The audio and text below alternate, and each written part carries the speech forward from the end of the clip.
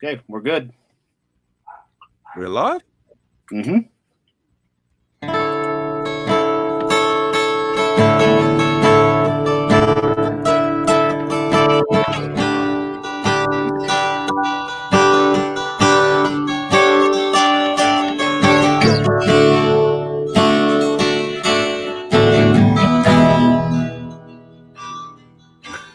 Yeah. And welcome everyone to Frank's Cantina.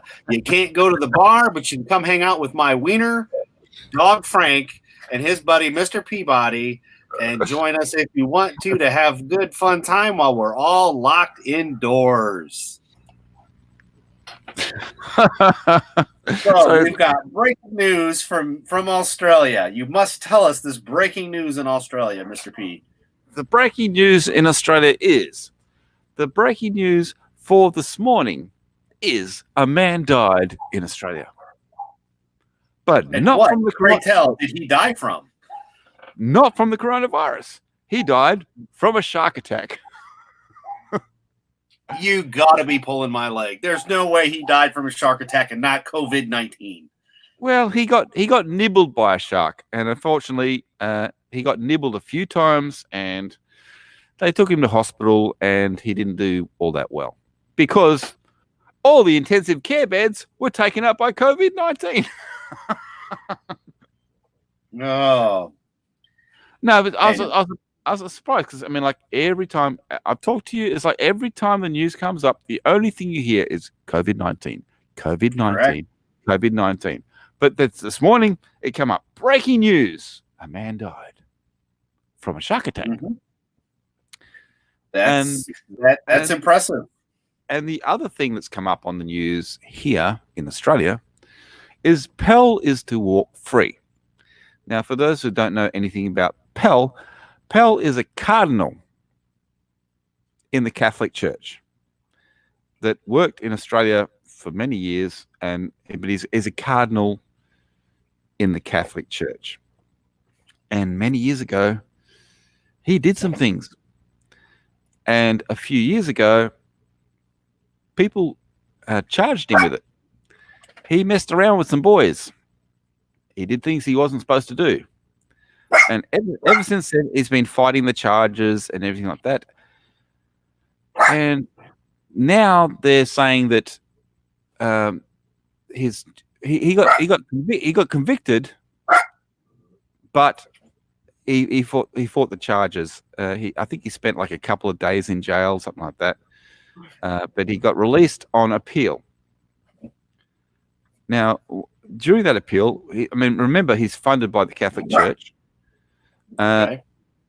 And what happened is, as soon as he was charged with this, he ran to Rome. So he was in Rome. He's really high up in the Catholic Church, and they kept him there. And of course, you know that the Vatican is a separate state, so there's no extradition. There's no nothing. Anyway, they did bring him back eventually. He went to trial. He was found guilty. He fought it, but the latest thing was, it's like, well, he wasn't put in front of a jury. He wasn't put in front of a jury of 12 people. He was only put in in front of judges, and they found him guilty. And the 20 people that witnessed this stuff were found to be nothing. Nothing. Great. It's like, no, the 20 witnesses, no, they're nothing. And so his whole conviction has been quashed, and now he's free to relive his life, whatever he's doing. So they're the two breaking news that we have in Australia, and at least that's a slight break in the news that COVID-19. Yeah, it's actually kind of refreshing. It's shit. It's garbage. I mean, yeah, poor guy got ate by a shark and a guilty shithead got let off, but it is a break from the COVID-19 hysteria that is plaguing the entire world at this point in time, for sure. And as you know, Western Australia has now become an island within an island because we are completely blocked from the rest of Australia. there's no crossing the border unless there's a really good fucking reason. Mm-hmm. So Australia, Western Australia is completely locked off. Even if you live in Western Australia and you haven't returned to Western Australia by now, you cannot enter. You cannot enter unless it's a really, really good reason. Mm.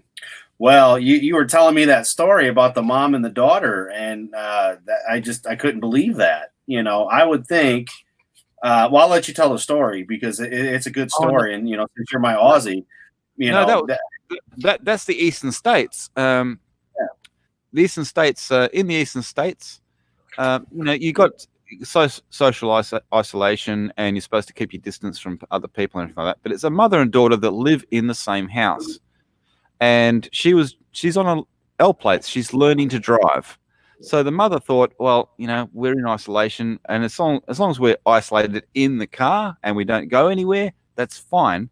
So she took her daughter for a driving lesson, and they're out driving. They'd driven for about 32 kilometers.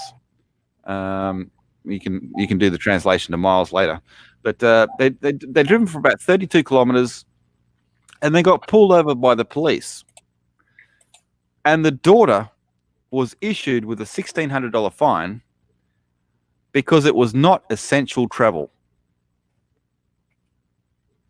And I can tell you that yesterday I traveled up the road and around a bit and went to several shops.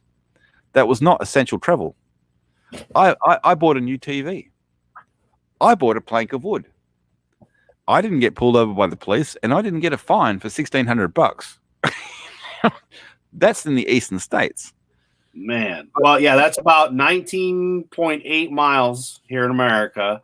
And you, like I said, you would think with all the people that are locked down or, not really doing anything, just staying at home, this would be the perfect time, when you've got your kid and a permit and they're home and you're home because you don't have to work and the kid doesn't have to go to school.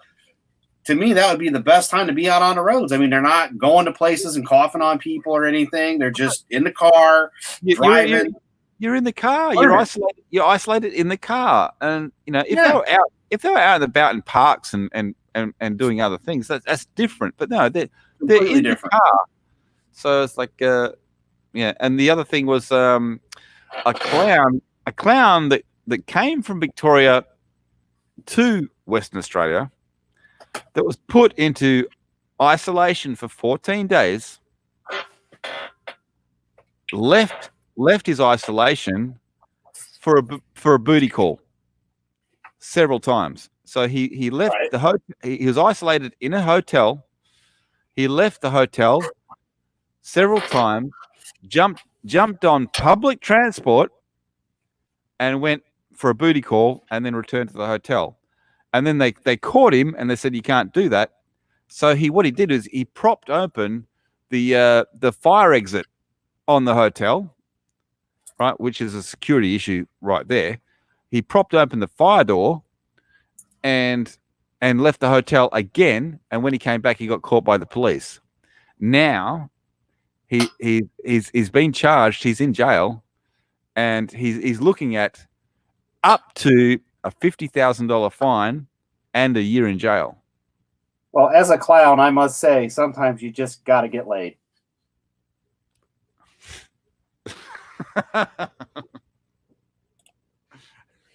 Not looking like that, you won't.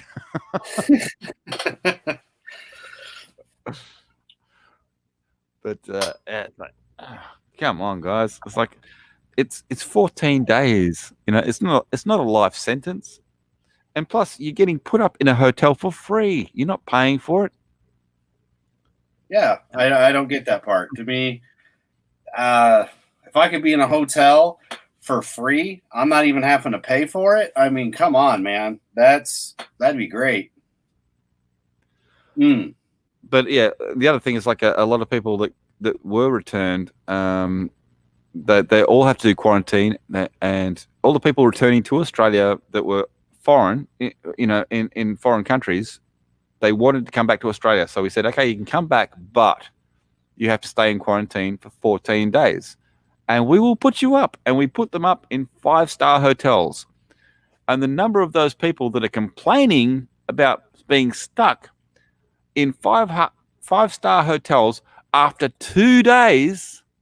2 days, people. Just 2 days. 2 days. 2 days is too much to spend in a 5-star hotel. That's too much.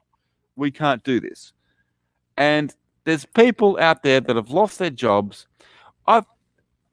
Kevin pointed it out to me yesterday. Up here around the corner, there's another road that goes across, and it goes across a small river. Right, small river. There's people camped out underneath that fucking bridge because they lost their job and they lost their house, and these people are complaining about staying in a 5-star hotel. Go fuck yourselves.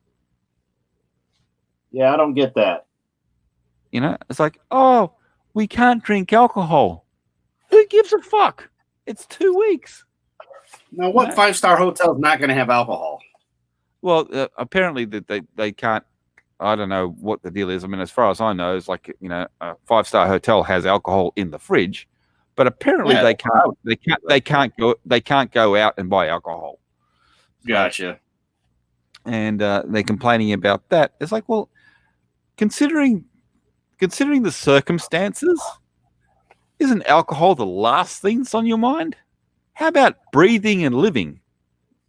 I think, yeah. Step one would be living. You know, by all means, living should be priority number one. But for fuck's sake, let's not worry about the alcohol. My goodness. And the fact is, let's take care of each other. It's like, the fact is, if there's any chance that you're infected, don't spread it around. Right. So it's beyond me, my friend. It's beyond me. But everybody lives in their own little sheltered world.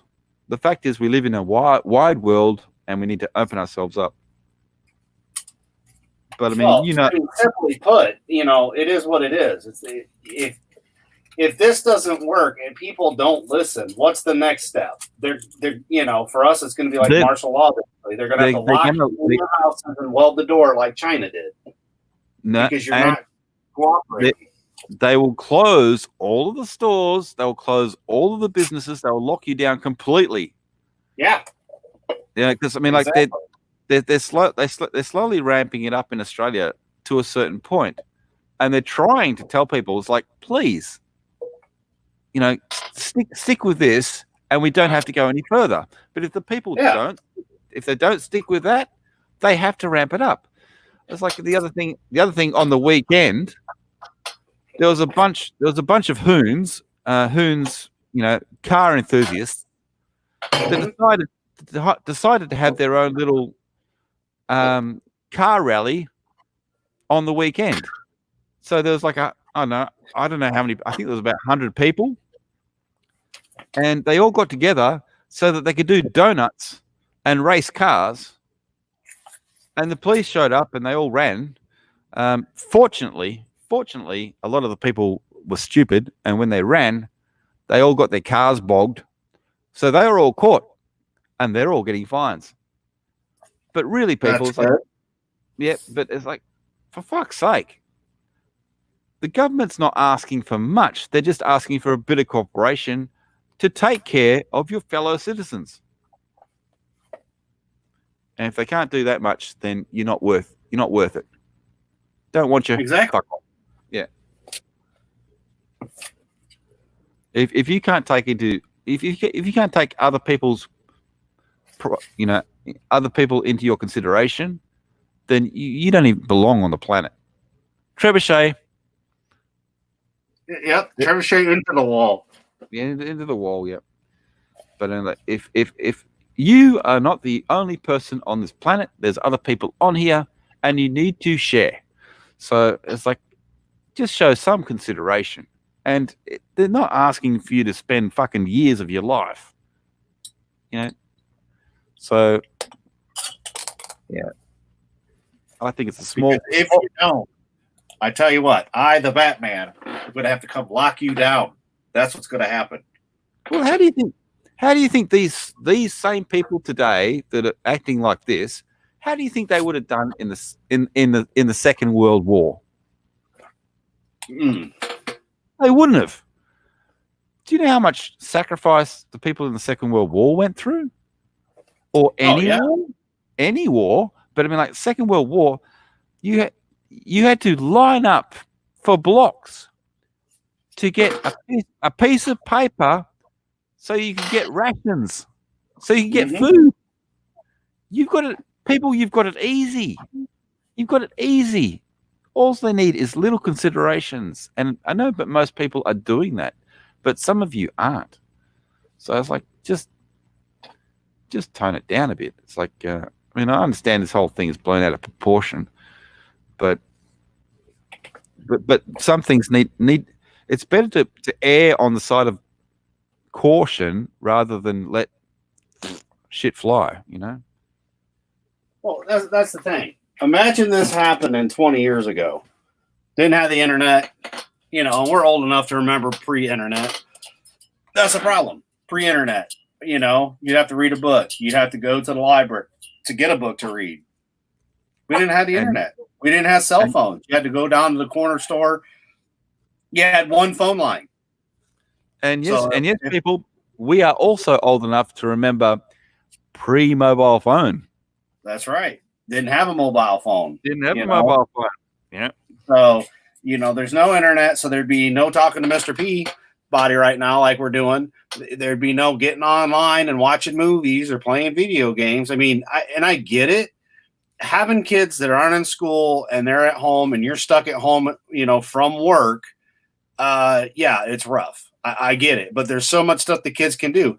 We were used to board games and card games and going out and, you know, playing outside, which granted, they're kind of trying to keep people from getting in groups and doing that kind of stuff.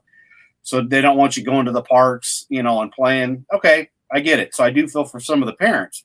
But then again, we're a society where people are so used to throwing their kids in front of the TV and video games, and they don't go to parks or not paying attention to their kids anymore. Now they're locked at home with them, and they don't know what to do.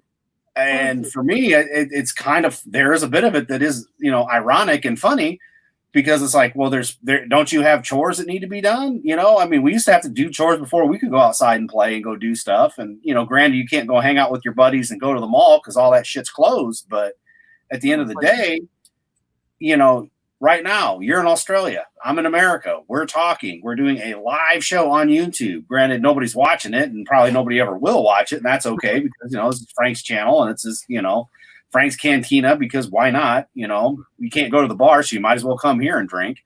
But what else are we to do? Well, hey, we can do a quick YouTube stream. We can, you know, we've been talking for hours before we even did this. So, you know, that's the thing. They're spoiled. They're able to contact each other. They're able to do stuff and have fun. And yet they think it's the end of the world because they can't, I don't know. It would kind of suck. Like, we used to play basketball and stuff. Right now, no sports, no basketball, no nothing. Okay, I get that aspect of it, but you could still do family stuff. You could still, with your siblings, or I think it's less than 10 people here in the United States. So you're supposed to be in groups of less than 10. So, you know, I guess that gives Spin the Bottle a whole new meaning. Well, it's like, what I don't understand is, like, let's look at the time before all of this happened, right? And before the lockdowns and everything like that. Mm-hmm. When you walk down the street, what would you see? You'd see person after person after person with a mobile phone or a tablet in front of their face, walking down the street, concentrating on that concentrating on that tablet, right? Mm-hmm. And Correct. They do everything through the tablet. They'd send text to the person next to them or in the next room, and they do all that shit. Now we've said, now you can't go out in public, and they're complaining because now that phone is all over. Because what do they want? They want to be seen in public using their latest mobile phone. It's like, it's like, look at my new mobile phone. Look at I don't even have to look where I'm going, because all I need to do is look at my screen, because these people walk into shit. Mm-hmm. That they do. Like, we've seen them do it. Well, guess what, people? Now you have to look up, and guess what? There's other people there. That's right. Not to mention, you can't go anywhere, so they're going stir crazy because they don't know what to do. Imagine if the internet went out. Imagine if cell phones went out, landlines went out. Oh my God, they wouldn't know what to do. They'd lose their noodles. They'd be like, I don't know how to communicate. Oh no, we're stuck together in this household, the family of X amount of people. Oh, what to do? How am I supposed to text this person next to me without a mobile device? It's like, and the other thing is, it's a throwaway society, especially with the kids. You get a toy, you break it, you throw it away. Well, I don't know about you, but when I was a kid, if I broke a toy, I'd fix it. Mm-hmm. I used to build shit from nothing. I used to get shit, I'd get cardboard from here, balsa wood from there, a foam cup from over there, and I used to glue it together and build shit. It's like they don't do it these days. In fact, you had to use your imagination and actually build stuff. That's the same. Yeah. That's the same thing. That's the same thing with Lego. It's like Lego. You used to get a Lego kit, and they used to give you blocks. And say, here you go. Here's the blocks, and you'd have to use your imagination and put those blocks together in a certain way and build something. These days, you give a kid Lego, and they'll say, "Where's the instructions?" Hell, man, these days they build them on their. Hey, Heather Bell, they'll just do it like on their tablets. So it is what it is when it comes to that. I don't know. They'll play games. They'll do that. You got Minecraft. You got all that stuff. But like I said, I do feel for some of the parents. You can't go out to the fast food places and hang out. The kids can't, or that's the only nice thing is you don't see people taking a lot of pictures of their food at restaurants and sharing it. As you did. It does suck. I can't get good food because the local pizza place I want to eat at's closed down. But what can you do?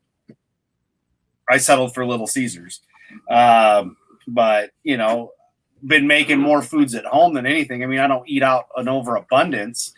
But I surely am not eating out now because what's the chances of, like we were talking earlier? All right, so you can go through the drive-through. Well, that just is a no-go for me. I never go through the drive-through. I always go into the restaurants if I'm going to go eat somewhere. Because if I'm going to go through a drive-through, I might as well just make it at home. You're talking about transmission, where everybody's concentrating on breathing, on coughing, and sneezing. And what we were talking about was the fact is, no, it's much more than that. It's contact with everything. Mm-hmm. And and you use your hands for everything. Yes, right? You do. If the lights go out, what's the first thing you do? You put your hands out to find out where you are in the dark. Right? Your hands are your first contact, and you use your hands for everything. Even if you go to the shop and you pull something off the shelf and put it in your cart, you have contacted that can, and you don't know who contacted it before you did. And a virus can survive outside the body for hours, and in cold weather for longer. So, so that's where the hot weather comes into it when they say, "Oh, everything's going to be fine with the hot weather."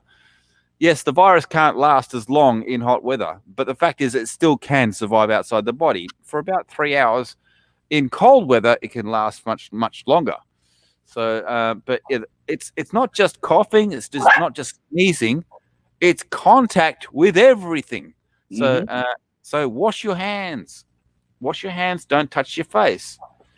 And also, it's also prolonged exposure. So your health workers are going day to day into the same environment with the same sick people, with the same thing in the air, on all the surfaces and everything like that. So why are your healthcare workers getting sick? Because they are constantly going back in to that field to do that work. Day in, day out. And the other thing is, it popped up on the news here yesterday, which is nothing new, but it popped up on the news here. It's like nurses are being attacked and spat on, blah, blah, blah. That is nothing new, people. It's happened to me many, many, many times. I've been bitten, I've been kicked, I've been punched, I've been hit. And You know, it's like that is normal. That's for normal people. You know, and so when you get crazy people, especially on drugs, that gets worse. Mm-hmm. You know, so it's nothing new for them to get attacked. It's coming up now because they're on the front lines. Right. But understand, things need to change, people, because these nurses, these doctors, these EMTs, they're on the front line every day, regardless of there's a virus or not. Regardless. Exactly. Every day. Right? Now they're being praised because, like, well, they're stepping up and they're doing that. They do it every day. Right? I'm not saying they shouldn't be praised. They should be. But this is nothing new to them. And why are they there? That's what they do. That's the way they're trained. You know, it's like, it doesn't matter the situation. They go in and get the job done. You know? Exactly. Hello, Chief. Jeff. The link is in the chat if anybody wants to join. As you know, we're just hanging out, chit-chatting, because, you know, this is Frank's Cantina. You can't go to the bar and drink, so you might as well drink here. And we're just BSing. We got our Aussie good cobber over here, Mr. Peabody, joining me. And, you know, anybody wants to join in, by all means, please do. If you have any questions, please ask. And, you know, that's pretty much what we're doing. But welcome. Yep. Thank you for coming. You're the only person. Well, Heather joined the chat as well. Heather, sorry, I didn't see that. Yeah, I wasn't paying Chef, attention. brother. Jesus. I'm sorry. I was doing my little rant and I missed it. Yeah. Yep. Chef joined in, and, you know, we had Heather Bell join in. So I was like, all right, we got two people that I know that, you know, thanks to Brian, I got to meet, and, you know, nobody else was really doing anything. So I thought, we'll do something fun and we'll put it on Frank's channel. And all right, Sunny Cat joined us. Hello, Sunny Cat. Hey, what's up, guys? Not much, buddy. How you doing, Sonny? How you going? The only man I know with a cat profile or a cat name and dog, Mr. Sunny Cat.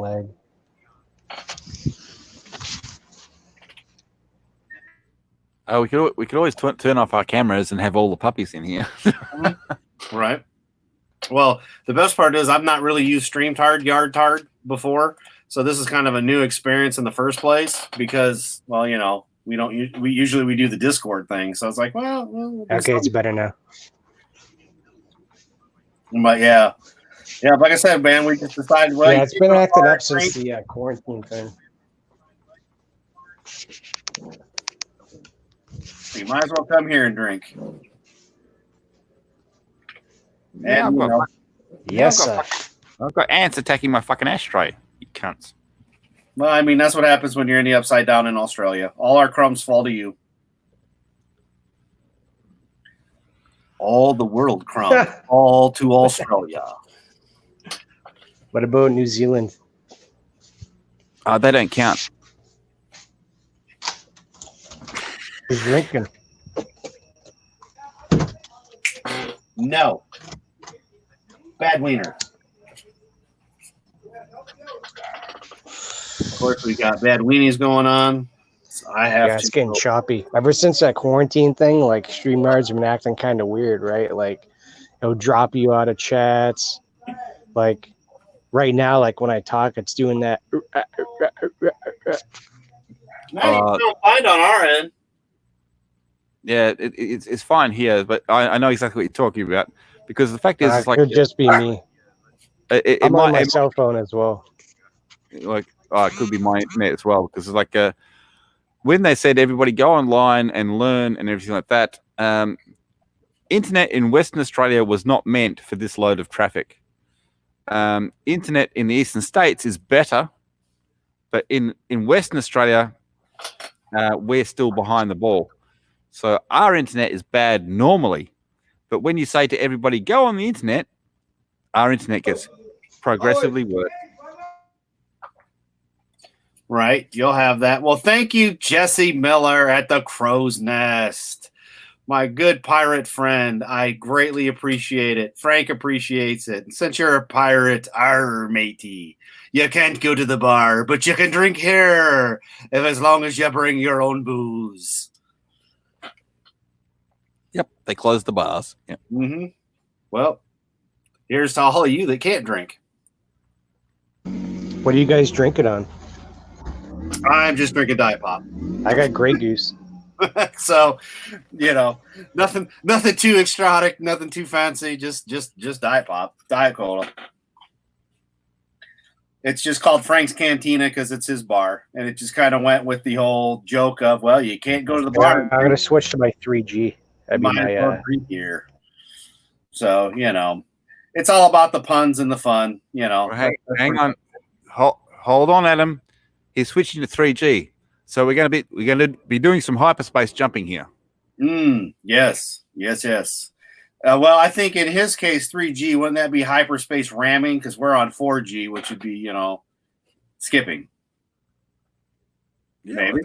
To be honest, it's like I don't even know what G we're on because it's my end. I don't know. It must be.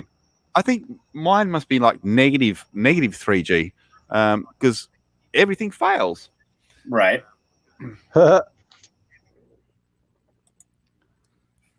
Like do it from right here. The only thing that doesn't fail is I switched back to. I heard you guys in Australia had data caps. Is that true? I couldn't tell you. I don't know that much.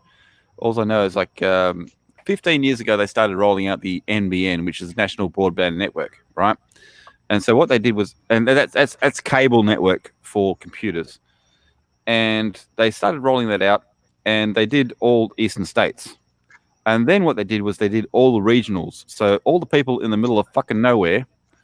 And then as a afterthought, they started to do it in Western Australia. And I'm still on. It's basically the next thing to dial up. We're still going through the phone lines here. What state? What part of Australia are you in? Western Australia. So Sydney and Melbourne, all that. Like, go way over the other side of the country. That's where I am. Yeah, one of my buddies on Xbox is from Melbourne. Yeah, no, he's on the other side of the country. Yeah. It's always fun with Australians. They get more American news than we do. Yep. I don't have to worry about watching the news. I just talk to Mr. Peabody, and he tells me what's going on. Yeah, minute by minute, yeah. He's from the future, because there, here it's Monday night. There it's Tuesday morning. So, when you've got somebody that's a day ahead of you, you might as well, 12 hours ahead of you, you might as well get your news from them, right? At least that's how I look at it. He's in the future. Exactly. In the future. That's all right. Sonny Cat be booped out for a second, so I'm sure he'll be back. Poor guy's on data, man. He's on a cell phone, so there he is. So yeah, he drops out worse than you do, Peabody, sometimes, but it's not his fault. It's just the damn cell phone. I don't think see if it works better now. I'm in the house. Right? I dropped out. I'm in the house now, so. I'm good, buddy. I threw you back in. America. Depends on the time of day and what day it is. And what time of the month it is, how badly I drop out. But sometimes I'm terrible.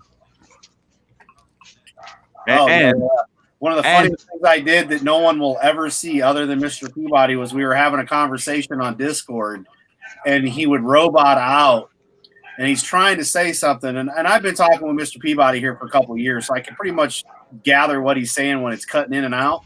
He had no idea I used OBS to record it.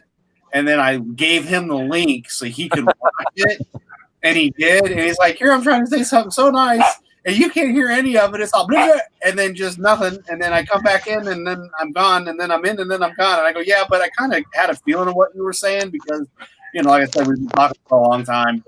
I couldn't believe you could understand anything I was saying." And it's only gotten, his old house wasn't as bad as this house. Where he lived before, it didn't really do it as bad. Ever since this new house, it has gotten a little worse. But I don't know. It's really weird. There's sometimes where he'll like bebop out, and you can't. Or I call it kendoing out. You know, from World Class Bullshitters, he kendos out, and he'll be like, and then he'll keep talking, and I don't know what the fuck he's saying. And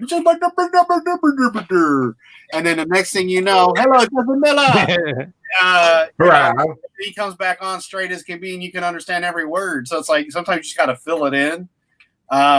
So a lot of times it's funny because we'll start joking around, going, "Broken? Are you broken?"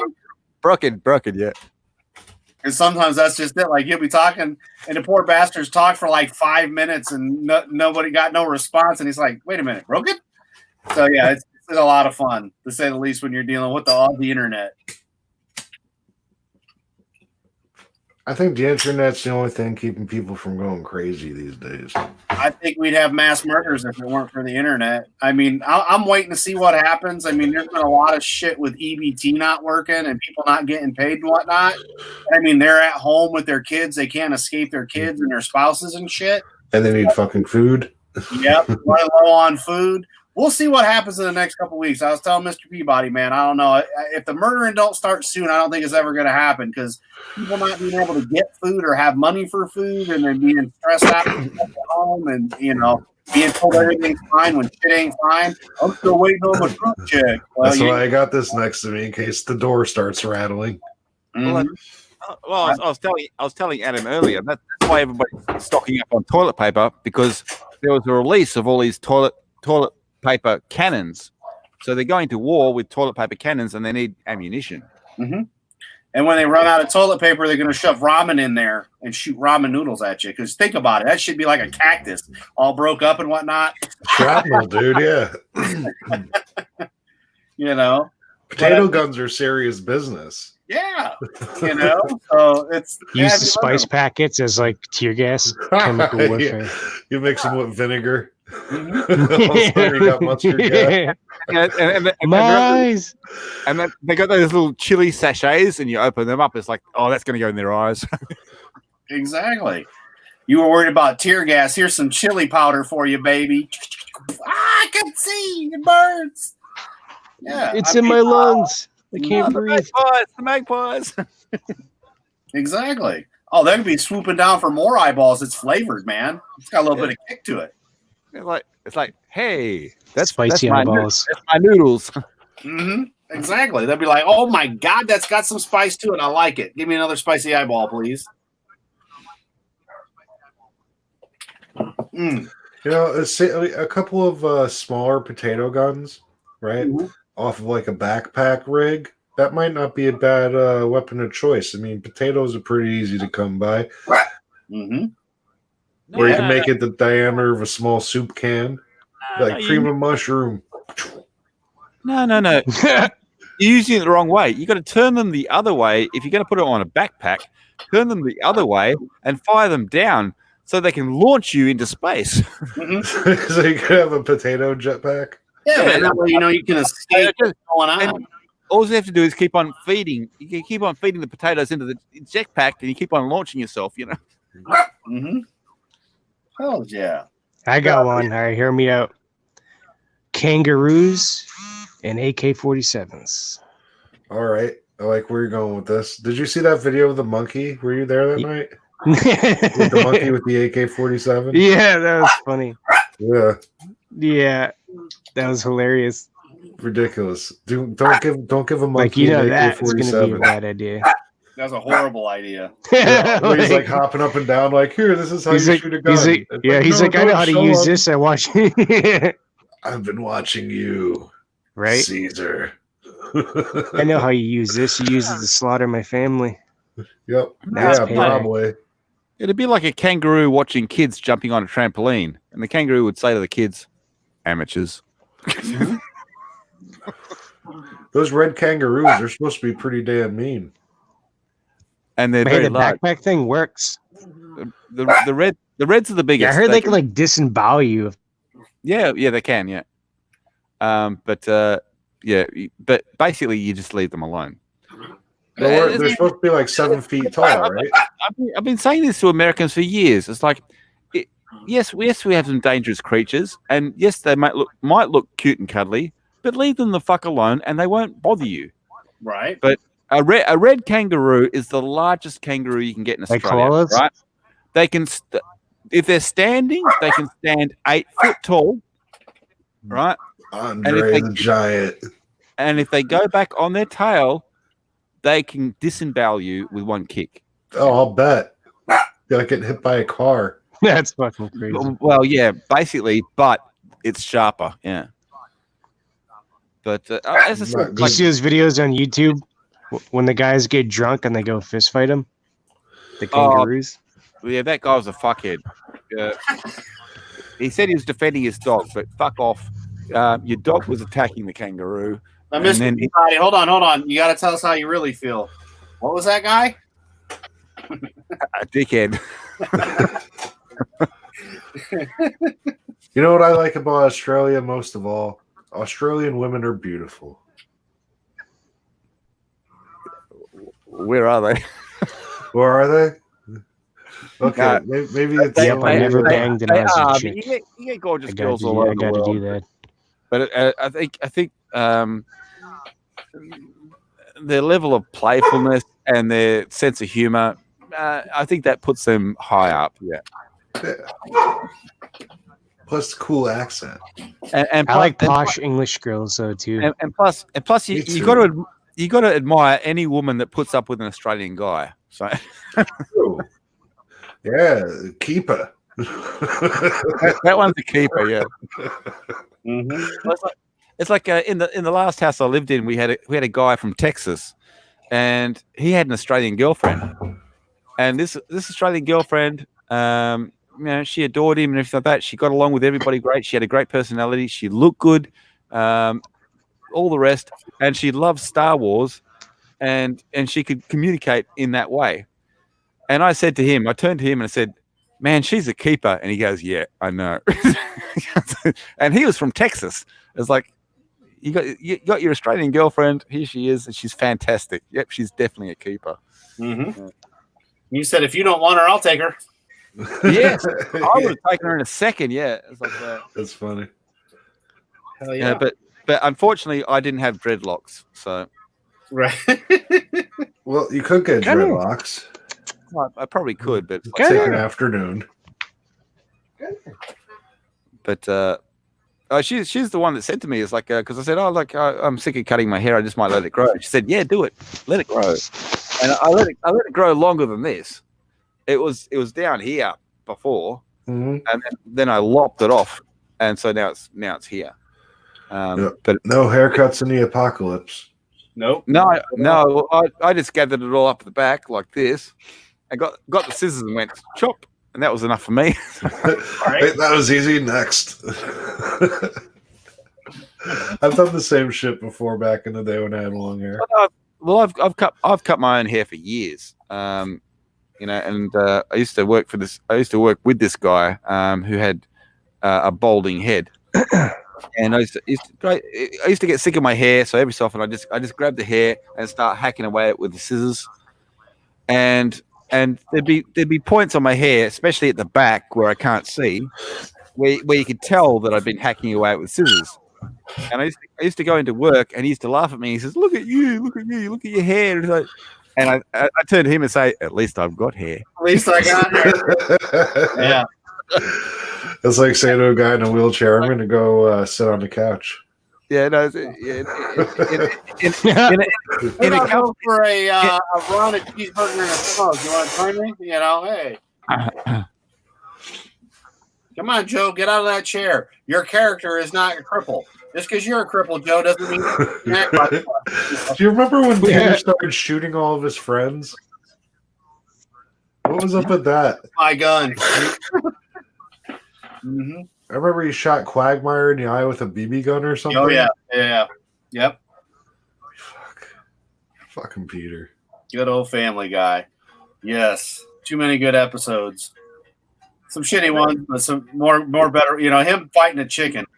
How did this fight start? And then they actually, because I've been home, I just watched one that was just on because it was on Hulu, and it was in the future, and Stewie was rich, and Meg was testing bulletproof jackets. So they would basically just shoot her. Mm-hmm. Chris was just a loser. And they tried to trick Stewie out of his money. And then he blew up the house. Oh, With yeah. all of them in it. As Stewie would do. Yep. He was like, I knew it was all a ploy. I knew he wasn't dying. Mm-hmm. And then he walks away and just blows up. It's like, Jesus Christ, dude. Well, that just gave me an idea. It's like, how accurate is a gel blaster? Can I hit my camera with a gel blaster gun? This might be interesting. It's Oh, come on. jammed. It's jammed. It's broken. Raspberry. There's only one person that would dare use raspberry on me. You should try a crossbow. No, don't do that. Crossbow with the like the old bow and arrows, the kiddie ones with the suction cups. Yeah. Don't tempt me. I'm very good with a bow. It's broken. It's broken. It's broken. It's like the Australian internet. It's broken. It's broken. Yeah. Well, that's for sure with the Aussie internet, you know. But you know what? I can't complain, and you can't either, because this whole stream, it's been badass, dude. You have not had any issues, to Not be yet. honest. You know. I see. I see why it's broken. It's still. I bought this one off of eBay. Yeah, I got this off eBay in Oh, pieces. Crossbow pistol. In pieces, because they said it was illegal to send it in one piece to me. Yeah. The Australia. only thing with these is that this thing, it's a little weak, so I have to tighten up the bolt there. But this will like shoot through a spray paint can. This one. Okay, well, that's not going to work. It was illegal to send it in one piece to me, and they said, "But we have sent full instructions to your email." Well, I had a look in my email. There was no instructions. I had to put that shit together by myself, and it was working. It was working before, but now it's broken. Now it's broken. Yep. I think it must have froze up when I said I want to shoot the camera. I'm pretty sure that's what it was. It said, nope, no shooting the camera. Yeah, you can't shoot a $6 camera, man. No. Nope, it's too violent. It will be censored. Whatever you do, don't try to jam the radar. Never. YouTube doesn't like weapons on streams.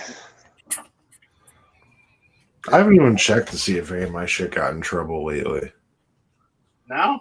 Yeah, because it's like, Maybe because you go through StreamYard, it's like a get around or something for their I'm starting to think. algorithm or I something. mean, it does seem to be the that. last thing is a music clan. Well, I did hear some twanging there. Have you got a guitar there? Who, Jesse? Yeah, he's got a guitar. Yes. What you got? I've had this since I was 13. Is that an Epiphone or a Gibson? No, it's the old Slash Epiphone. It cost me like $600 on sale back in the day, and I've had it forever. I still never bought a Gibson Les Paul, but I could play some songs like.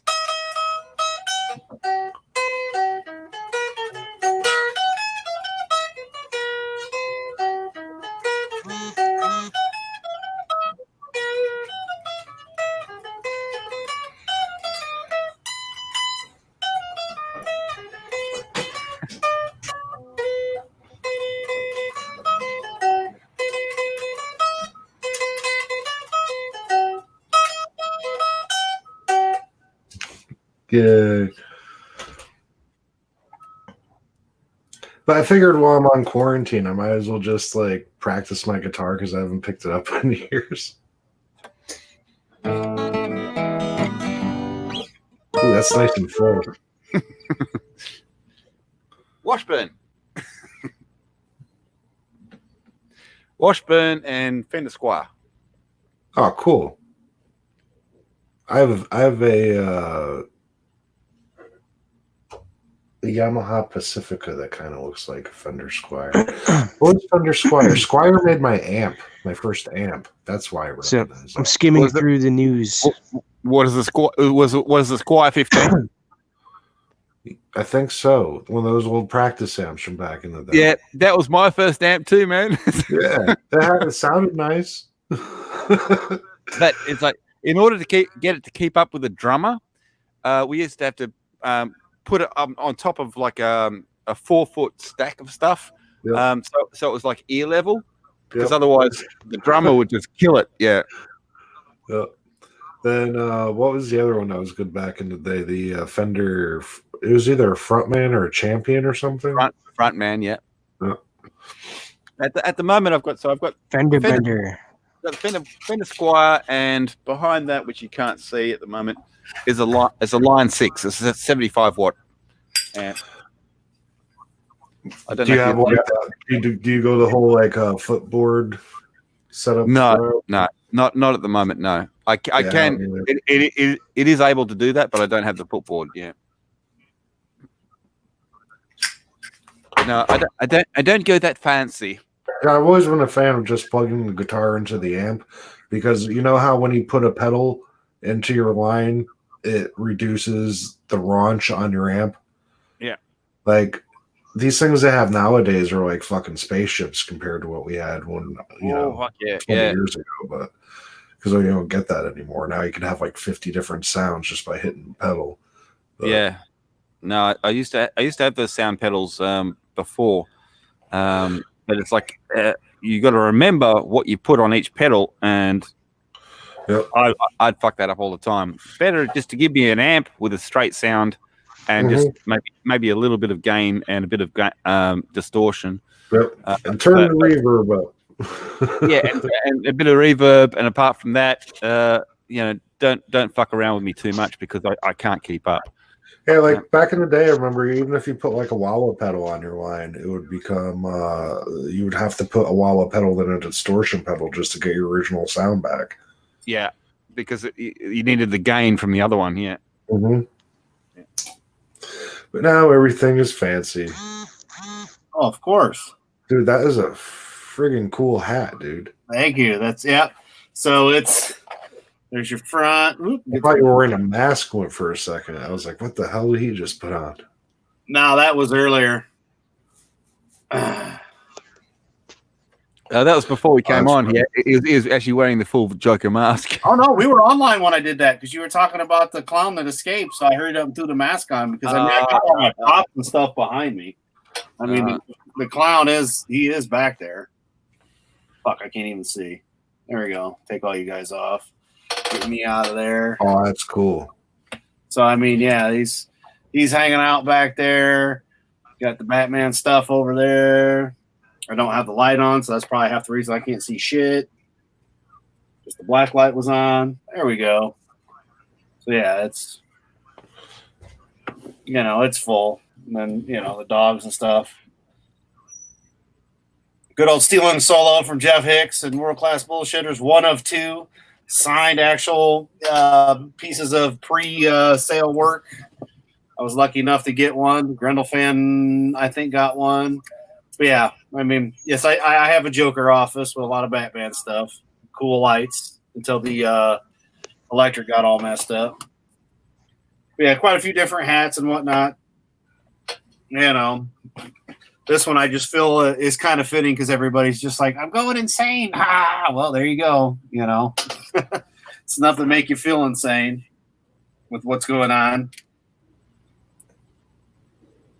What are we to do but entertain ourselves? Well, that's kind of scary. Leaving us to entertain ourselves. But that's okay, because we got Jesse with a guitar and Peabody with a guitar.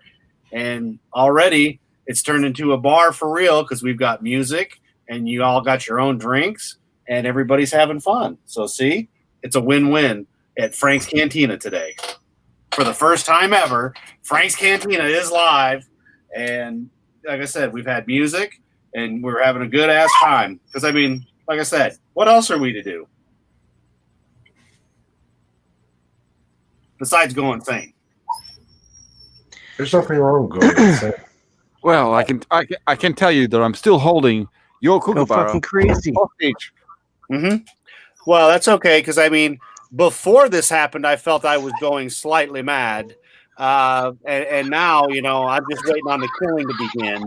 So it's all good, one way or another. Oh, coffee is good. So skimming through the news, I guess the British Prime Minister just got admitted to ICU. Yeah, that was yesterday. Yesterday. Yeah.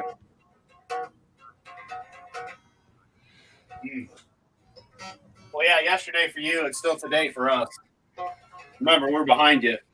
Yeah, no, but but He's hooked up to a ventilator now and shit. I don't know about the ventilator. He is in ICU. Yeah. So I was reading about these ventilators, right? So because you're starving for oxygen, they have to crank up, like obviously the percentage of oxygen it gives you, but the pressure that it forces in your lungs, because it's like the virus attacks your lungs so bad that like they have to crank up the pressure to like the highest it can go. So the good thing is if you're on a ventilator, you're not gonna die. You're gonna have air and live. The downside is because the pressure that they have, because they crank the pressure up so high, it actually kind of rips your lungs apart. So it's kind of like damned if you do, damned if you don't. Like, hey, you're not gonna die, but like we just like rip your lungs apart. The way it works with kind of sucks. With pneumonia and things like that, what happens is the body defenses sends out everything it's got. So what happens is it builds up mucus around the alveoli, and the alveoli they're very, very delicate membranes. So obviously to pass oxygen back and forwards, so to expire and inspire. But the alveoli are very delicate. So as soon as you start lumping on mucus onto them, it becomes a muddy mess because one, they can't transfer the gases as they should, and two, they become very fragile, so they can break. So yeah, a respirator is a good or bad thing depending on what you're doing, but it's not adding extra pressure. It's basically doing the job of what would normally happen, but it actually is like a pump. But just be aware that there's differences between having just oxygen and having a respirator. A respirator is like an artificial breather. So I forget what they're calling it. The nurse lady called something like PT16 PT. Yeah. I don't know, some medical. Yeah, no. She said that they were coughing up red foam out of their ventilators, though. Yeah, the red foam is because the alveoli are bursting, and what the hell makes red foam? Is that blood? Well, blood. Well, the red foam is a combination of blood and mucus, and in the especially in the lungs, it's almost like there's a natural detergent in the lungs to break up shit and get it out. So when it comes out, when you cough it up, it looks like foam. So that's what they're talking about. And keep in mind, Mr. Peabody was a nurse. I mean, he does know what he's talking about. Unfortunately, Sonny, the problem is, as Americans, you read all this shit, and 90% of it's bullshit. Yep, and you got to sort through all of it, and that's why we're all here. Yep, exactly. Because the amount of misinformation that is out there is ridiculous compared to the actual information that you should be being fed. Yeah, but in the lungs, you've got in your lungs and everybody's lungs. It was scary, man. And they're saying like they can't breathe, so they're freaking out. Well, that's what happens when you smoke for 80 years. That's why I'm afraid of this thing. I smoke like a fucking chimney. Yeah, I'm getting the robot thing again. So do I. There we go. Yeah, right. Me too. Like fuck. But they were saying like the kids like 20 something. This nurse was saying like they're struggling for air because like obviously they can't breathe, and I think it's a ventilator because it's a thing shoved down their throat. So I try to rip it out and they gotta like restrain them. And they said like they're cranking like full power, man, as hard as they can go, and they're still not getting enough air. So they got to physically like restrain these guys. Like it sounds fucking scary, dude. Like reading that article, it's like holy shit. Yeah, but okay, that's one article Like, that you read. How many places have substantiated that effect at all? Because I haven't heard of any kids that have had tubes and shit put in them yet. Well, ventilators. By tubes, I meant ventilators. I know. There was a case in. There's a bunch, dude. There was like a 28-year-old and a 23-year-old in France. And I was watching a Tim Pool video. He's reading off an article. I'll have to find it. I'll drop it in the Twitter chat. Okay, but see, I'm talking about U.S. I don't care about other countries. Other countries can fuck off because none of them have the health care that we have. So if you're talking about, oh yeah, that was no, that was the U.S. No, that case was the U.S. The one with the blood in the foamy blood. Yeah, that was in the U.S. Oh, I was just talking about like young people in cases getting put in vents and shit. Hang on, I'll try and find it. But you're talking about a tracheal tube. That's to get past the epiglottis. But that does not go into the lungs at all. No. No, she was just talking about ventilators. They're talking about ventilators and how you're talking pretty much they all thought it. They said they all thought it was a big joke until they got their first cases. I think this was in New York City, I believe. Hang on, I'm trying to look it up right now so I can post it. Yeah, I thought it was funny when China bought up all the respirators, and now they're sending some back to New York City. They're probably sending them back because they're broken. Mm-hmm. Good old China. Yep. Yeah, supposedly they're purposely doing it, right? Like, fuck, die, Americans. Well, the fact is, it's like if you see certain things coming out of China, they have posters up saying, let it spread through Western. Yeah. Well, there was a chick on Facebook, and I think it's on YouTube, and the title is, I bought all the masks so Americans can't have them. And it's a Chinese bitch with dual citizen married to some little bitch white boy. I've seen that. Yep. And literally translated, because she was talking Mandarin. Literally translated, it actually says, "I didn't leave them a crumb." Mm-hmm. Yeah. So nothing for the Americans, and she sent it all back to China. Apparently, to help people out there, but no, she was doing it for a profit. But what happened was, because they were stopping all the flights, the postage became so high that she didn't get any profits. Nope. And the U.S. ended up taking them all from her ass, and hopefully they throw her in jail and get rid of the key. Actually, hopefully they deport her ass and be like, "We're done with you. Get in the catapult." Oh, there was a wall in the way. Fuck her, man. Time to get a beating. Mm-hmm. But was she in America or Canada? I thought it was America. I think she's in Canada. I'm not positive. Not positive. Yeah. I thought it was America. I almost wanted. That's the one she was like burning all the masks on YouTube, right? Yeah. I didn't see anyone burning. There we go. Found it. This article is from March 23rd, though. I found the article. I think New York Post. Yeah, this is it.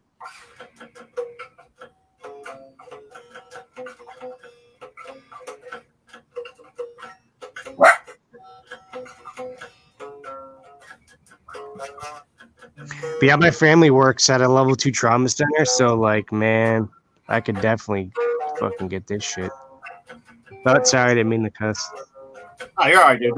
This is the Cantina. You're at a bar. Shit, fuck balls. Yeah. Oh wait, you're in a cantina. I got a song for you. Can I play a song that's like? Yeah, man, you're good. Look, I'm not monetized by any means. I've got like 60. Who shot first? All right, let's see if I don't fuck this up.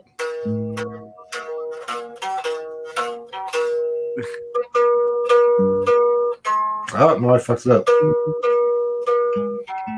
Bow to your will. That's it.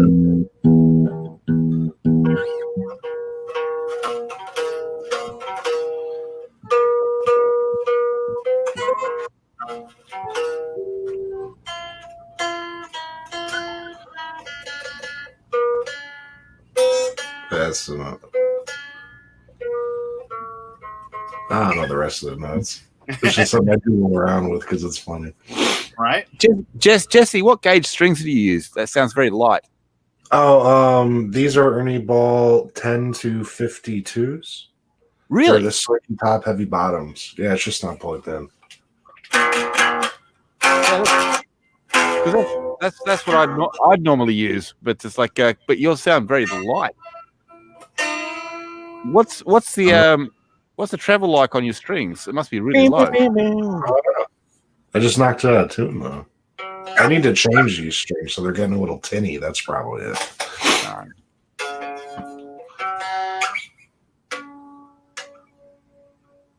That's what I was teaching Adam before. What, tuning the fucking thing? Yeah. Yeah, you have to tell Jesse your horse already fucking strings, Peabody. Yeah. Here you go, Jesse. Bottom E. Sorry. Hey, can you play along the Watchtower? Why? Oh man, we can have Billy banjos on guitars.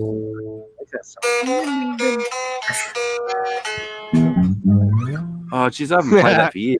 You got a pretty mouth.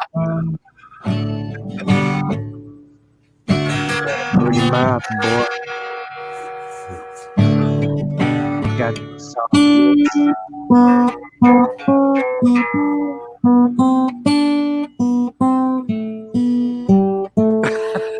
I haven't played that for fucking years.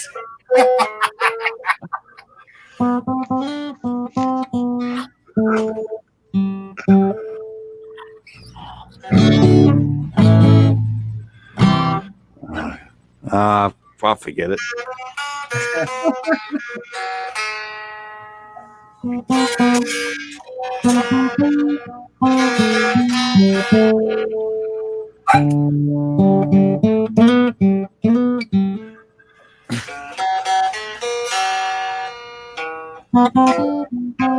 That's one. I don't know the next part. It's go. I never heard it. We It's not a band, learned the second part.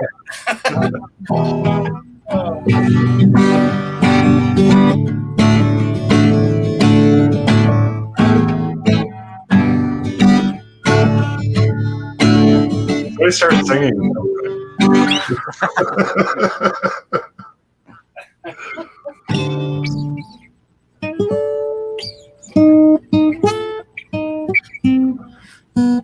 But yeah, my brother-in-law taught me that when I was 17. Really? And Adam, you know how long ago that is. When I was 17. Yep. That's 32 years ago.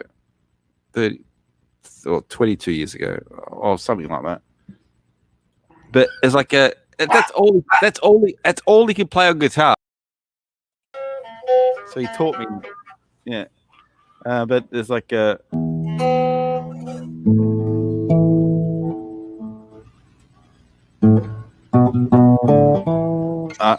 can't remember it. Sorry. I thought you were gonna do House of the Rising Sun for a minute.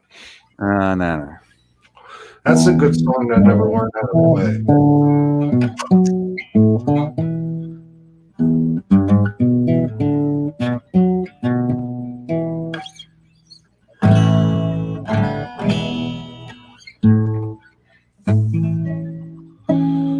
I'm back. Keeps dropping me out, man. It happens. That's what happens when you're on 3D. Let's just do some basic 12-bar.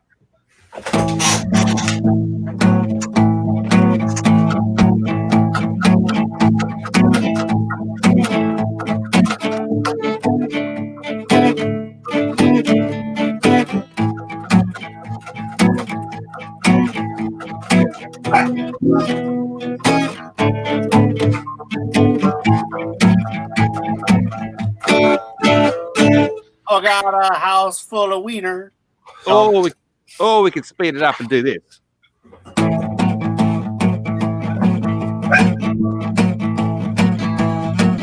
Way down in Louisiana, down in New Orleans, we're back up in the woods among the evergreens. This little log cabin made of earth and wood. There lived a country boy named Johnny Bigwood. He never ever learned to read or write so well, but he could play a guitar just like a finger in a bell. Go, go.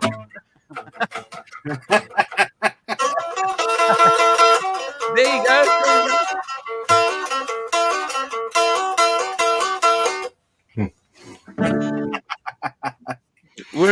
We're in different keys, but we're on the same track. Yeah, see, that's the thing. I tune my guitar to my guitar. I barely ever like go on YouTube and be like, okay, where's E again?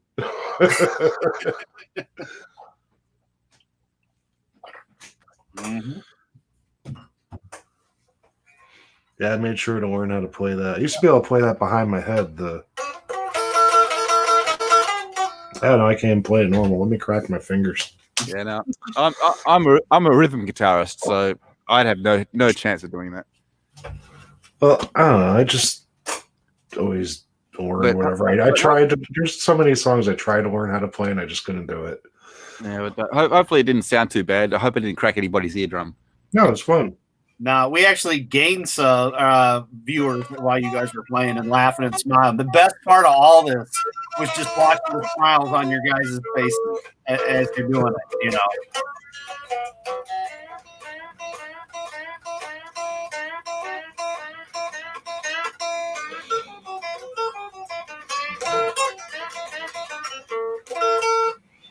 That's right. Fuck you, Marty McFly. This your cousin Marvin, you know, Marvin Berry, because you don't remember that your cousin has the same last name as you, but I'm saying it for the audience. Mm-hmm. And I have to hold the handpiece of the phone in a certain way because my hands are so large. If I actually cupped the handpiece, no one would see that I was holding a phone. Remember that George Carlin bit about the guy with the big hands? Why they put him on the airplane? I'm actually holding a phone piece here. Trying to pat my doggo. It's so large. If I actually cupped around, you wouldn't see it. All right, now try Jesse. Dude, I was looking at. Oh, you were starting to say something, but Does you anyone do a quarantine haircut yet? No. My hair is just doing whatever it wants right now. It's okay, Jesse. Your hair's beautiful. Your hair's beautiful, man. It's got a lot of calyx. And yeah, it's okay. Mine does the same thing. Once it get past a certain length, it does all these wavy things. Yeah, over my ears, it looks funny. It looks like I'm wearing a fucking helmet. That's okay. You should see me after a shower, man. I go whoosh. Yeah, that's funny. He used to. It was the longest Peabody's ever had his hair, so it's gone from when I met him and he didn't really have a lot of hair to now it's just poof. You know, it's like all right. You know, we were talking about flipping him upside down and using him for a mop there for a while. But the thing is, Trista thought that I just tied my hair back, that I didn't cut it, but I did cut it. Well, at the time you hadn't cut it, you were just pulling it back, and then then you did the AHA concert, and then you cut it. Here's the proof. Mm-hmm. It's a scalp.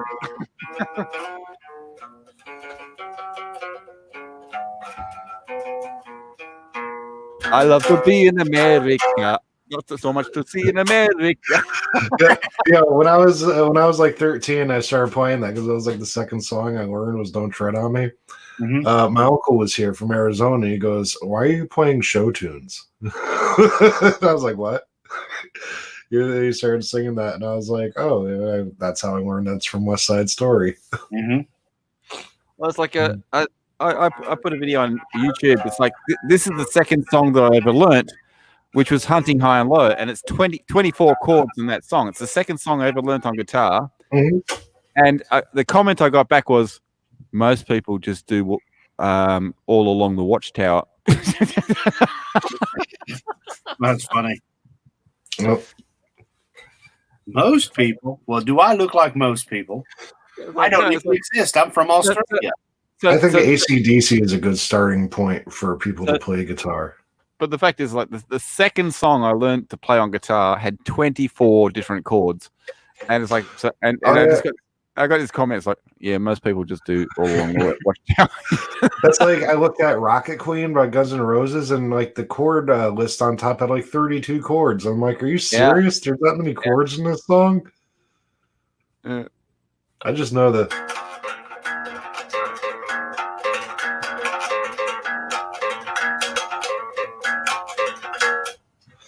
That's all I need to know, man. It's like the other thing is like people think of "Nothing Else Matters" by Metallica. Mhm. You know, they listen to that opening thing and they think that's fantastic. Like, but one thing, that's five different tracks of guitar for starters. Yep, I used to know how to play that. But yeah, but the fact is, yeah, I could teach anybody in the world to play that opening riff within 10 seconds. Yep. The other one is Yep.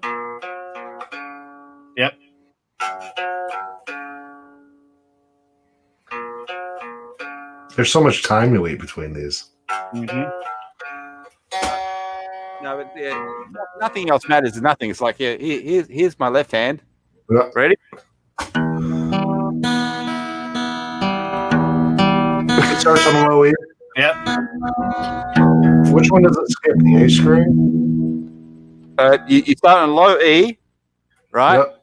And you go G, B, E, then back, and then back to the E.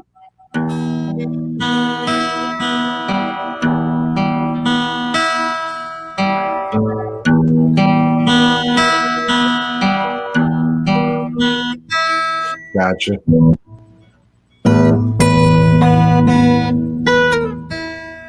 And then you start playing on the top E.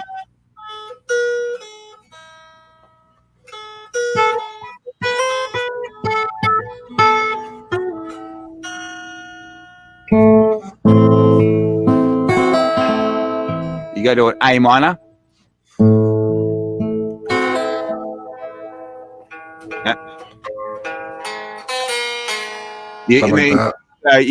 You play A minor, but you with your pinky, you pick the F sharp. Gotcha. And then it's just a chord progression. So it's like.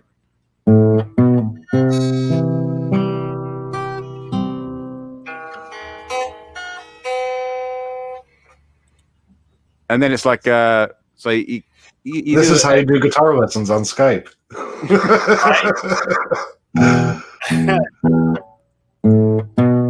So, and then they switch to the A string. So it's. Okay, do it one more time.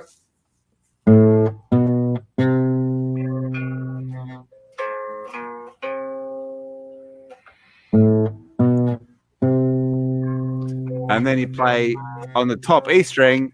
You open and drop the at the it'd be the G position.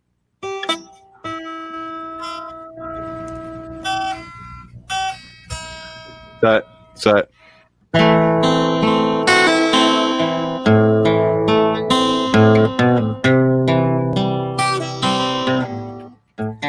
Then you get into a D.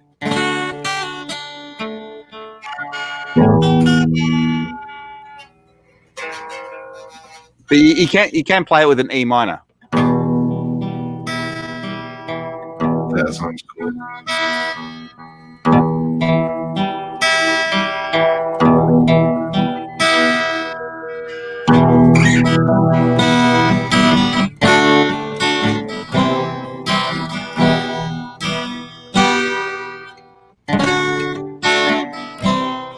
So that's just E minor, D, and C with the G highlight. Boston.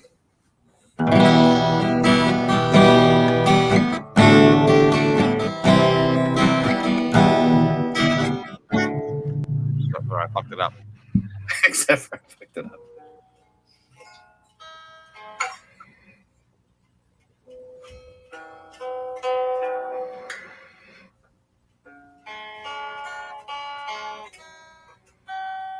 What's the little G part?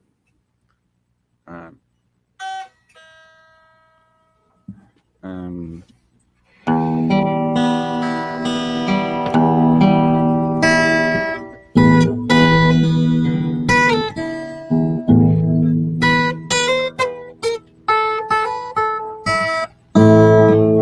That's fucking cool.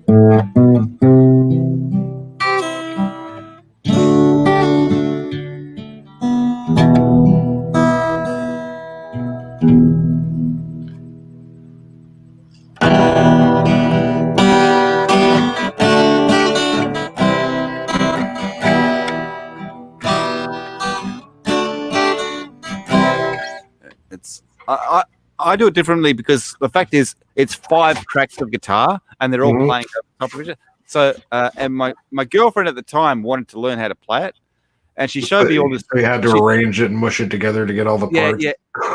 And so she showed me all these tracks of tablature, and I said, "Okay, but you can't play that." It's like You gotta so- start crossing ones out and then finding the melody notes. Yeah. And the fact is, as I told you, I'm a rhythm guitarist. I'm not a lead guitarist. So it's like so even I had to sit there and work it out. It's like, oh, how do I do this? I mean, the first opening part is very easy, but I'm not a lead guitarist, so my fingers don't operate even as fast as yours because you got quite good finger action, but mine I learned as much as guitar as I needed to get a sound out of it so that I could write music, and then I basically stopped learning from there. So Got to pick up those chicks somehow. Yeah, but that's the thing, though. Well, if you're still playing and writing your own stuff, that's still practicing. oh yeah, I still practice, and in fact is you want, when you write something, you want it to sound different to everything else. But well, yeah. So how much Metallica do I play? The only reason I know that is because she wanted to learn to play that song. Yeah, Metallica. See if I can still do this, or if I'll fuck it up completely. Hold on. I just fucked it up already because I'm nervous about it.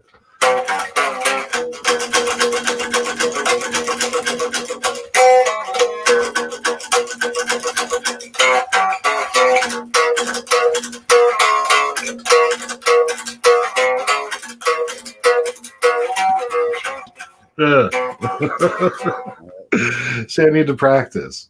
Yeah. Get a little bit Look, better. man, you're at the Cantina. It's okay. You know? No, it's here for when Master of the Puppets is like.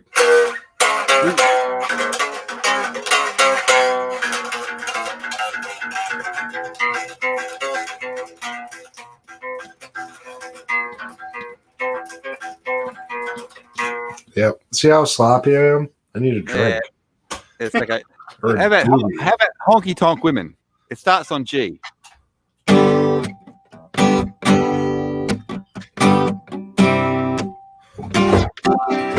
Oh, that sounds good.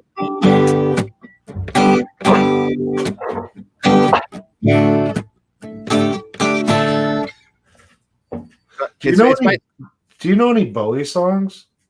Yes. Can you play some? Because I don't know any. Off the top of my head. Like, seriously, the only thing I know how to do is to do this.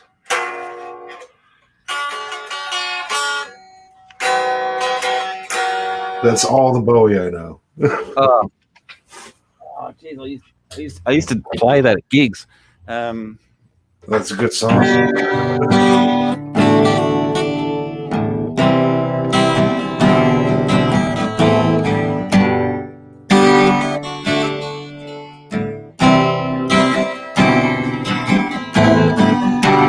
Ziggy played guitar, Damn.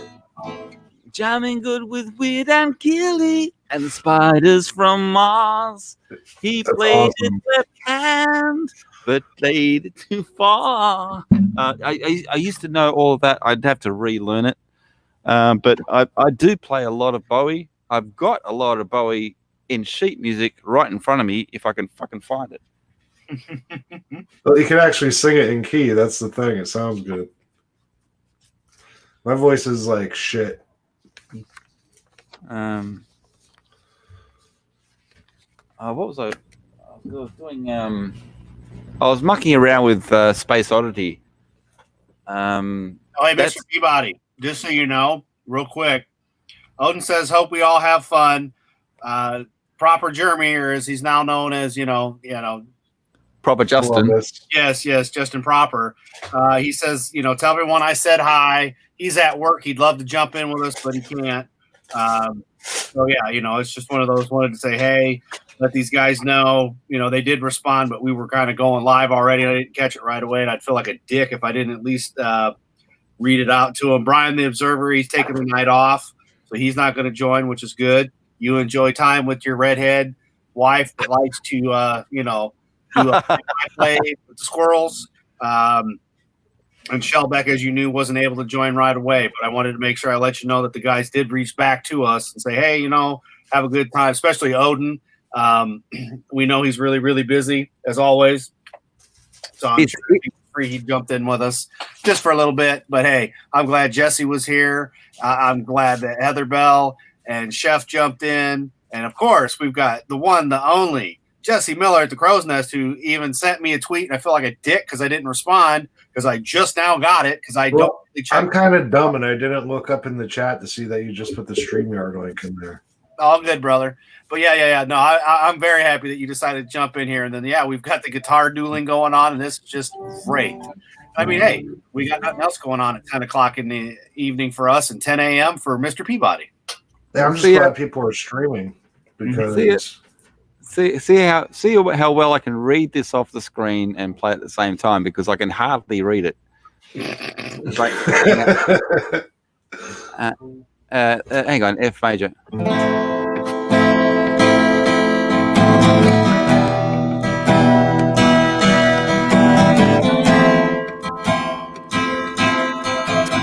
I'll cut it short. Ground control to Major Tom. Ground control to Major Tom. Take your protein pills and put your helmets on. Ground control to Major Tom. Commencing countdown, engines on. Check ignition and may God's love be with you. Here's the funky bit.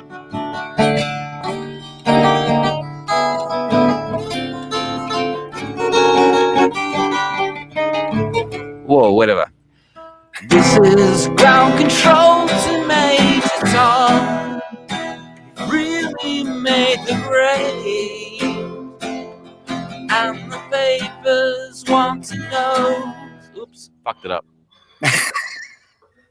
Whose clothes you wear? Yeah, as I said, it's like to me, it's like from the distance I'm at, because I mean, I use the glasses for distance. I take the glasses off for close. This is in between. And so the C looks like an E to me. And so I can't remember the sequence. I'd have to relearn the song so I don't have to look at that. I just remember it. I had to learn how to play the Fraggle Rock song, and I arranged it to where I liked it. And now I can only remember half of it. Yeah, like I think beginning is something like, or that's not even it.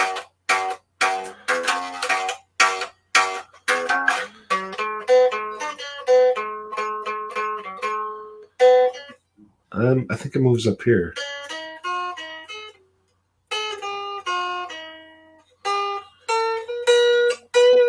Something like that. Down at Fraggle Rock. Yeah, it's kind of like a weird part. Like,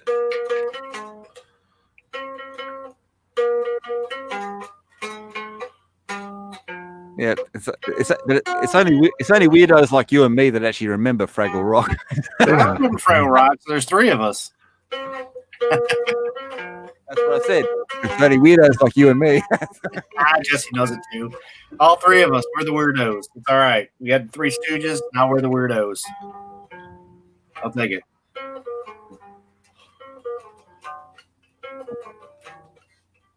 That's it. But I always loved Starman by Bowie. That Starman and Never Let Me Down. They're my 2 favorites from Bowie. There's a starman waiting in the sky. He's eating all our children, but we really couldn't give a fat sigh. Well, parents that are stuck at home with their kids right now would not care. Yeah. Like, Bowie, come and take our children. Yeah. I love that they used him to play Tesla. But the other thing is like, but you and me are lucky because we don't need power, we don't need light or anything.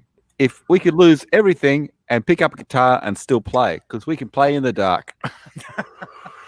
Yeah.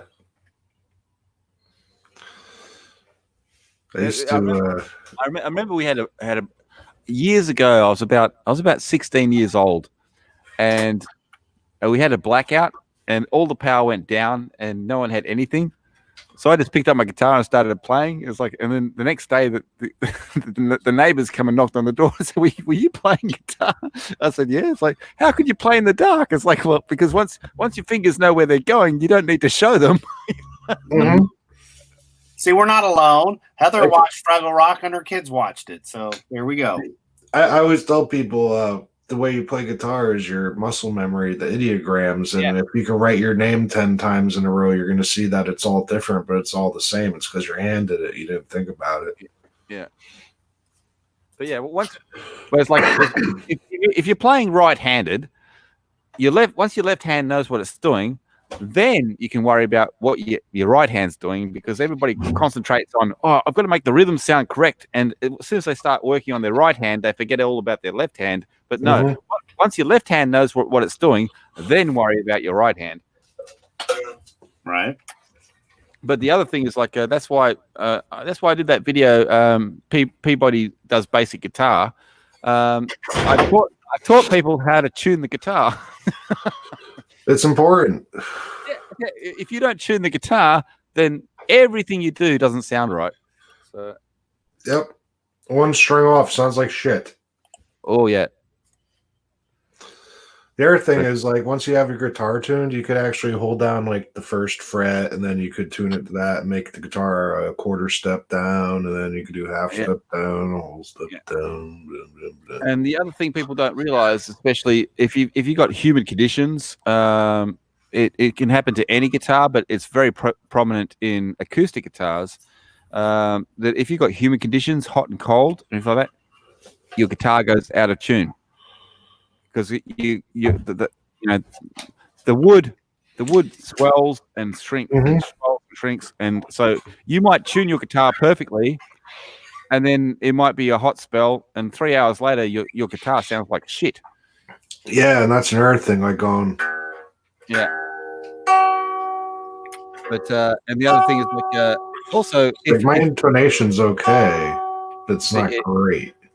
Yeah, but if you're also the thing is, if you're playing live, right, the atmosphere has a lot to do with how you sound. Because we used to get together and play live, and we used to practice, and we used to find that about 2 o'clock in the morning we sounded fantastic. But as soon as the temperature dropped or rose around that, you'd sound shit. That sucks. Yeah, so the atmospheric conditions makes a big difference as to how you sound.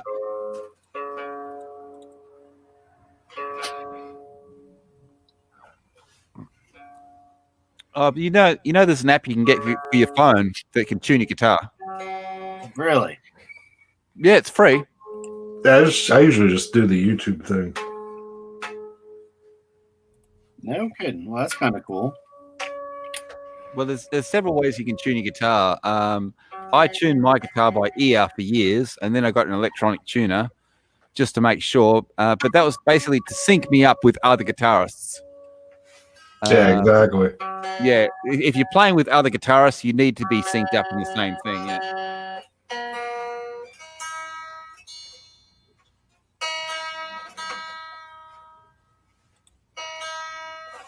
I was actually thinking about changing my strings later tonight. Oh, Mr. Peabody's got a heck of a story about some strings, let me tell you. Oh, and just if anyone out there, if you've never changed your strings before, never cut them all at once. No, Don't do that. no, Do it's not bad. do that. Do them In one fact- at a time. No, don't. I don't cut mine at all. The only reason I cut the strings off this guitar is because I had to. But that is after letting off the tension. This guitar, because this is a second-hand guitar, but the way they'd wound them on here, it's almost like they tied them to the top. It's like they had no idea that you just slip it through and wind it. Every single string was like, we got to turn it around and tie a knot in it, and then we got to do this. So these strings I did have to cut off, but that's after I let off the tension of the string. But no, if you can't just let off the tension of all the strings. It's like that's like pulling a leaf. That's like cutting half a leaf spring off a car. You know, boing, and it fucks up your neck. So. Is that what you meant? Yeah, because that's the. Even if you fuck with the truss rod inside, you'll never get it back the way it should be. Yeah. I just throw the fucking thing out because you just ruined it.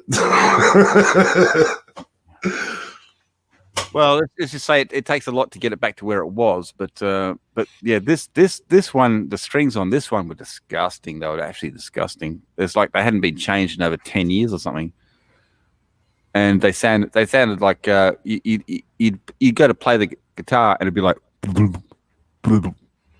it's like you got nothing. These strings have got nothing. It's like, but so I took everything off it. I cleaned it up real good and put new strings on it, and then it was beautiful. Beautiful. Yes, it was beautiful. It was very lovely.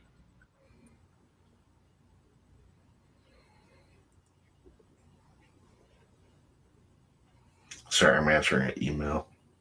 Let's see.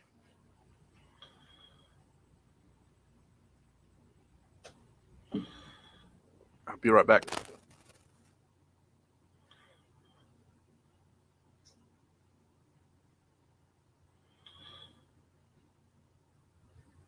See if I can get this.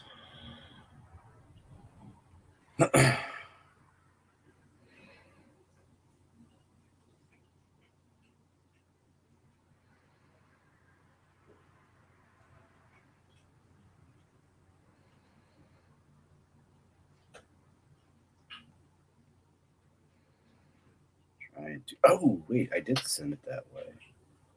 All right. Discord.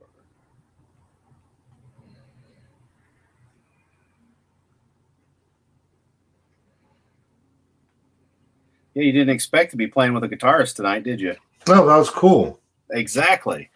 I mean, and none of this was planned. I was talking with Mr. Peabody. We were just shooting the crap, and I said, "Hey, you mind,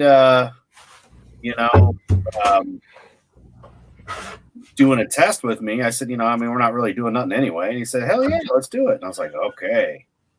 So we got together and we did the COVID-19 test. Mm-hmm. Yeah.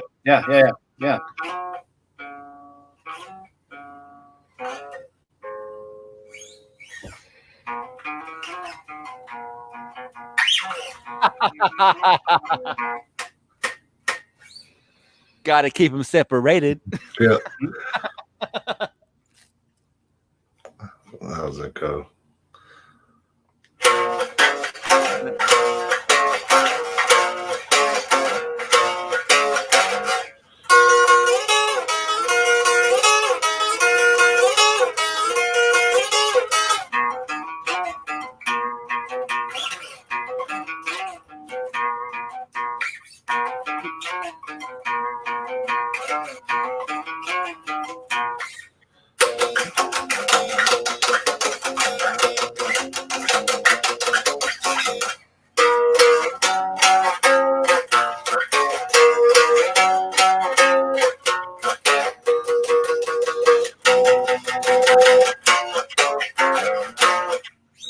it's actually quite apt that you're playing that, because you know how he came up with the idea for that song? No idea. It Okay. sounds like he was watching old Arabian cartoons. No. He came up with the idea for that song. Here's the funny bit. It actually links into everything that's happening in the world right now, right? He was working as a lab assistant in a lab. Really? Yeah. I'm The serious. guy from Offspring? Which one? The guitar player or the singer? I think it was the singer. Is Oh, working shit. is working as a lab assistant in a laboratory, and what it was is they had all these samples and everything like that, and they test to see if they're growing bacteria or whatever like that. And he was told, it's like, just be sure when you're handling the samples, you've got to keep them separated. And that's how he came up with that whole fucking song.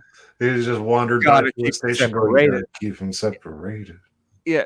Hey, don't pay no mind. I'm under 18, I won't be doing any time.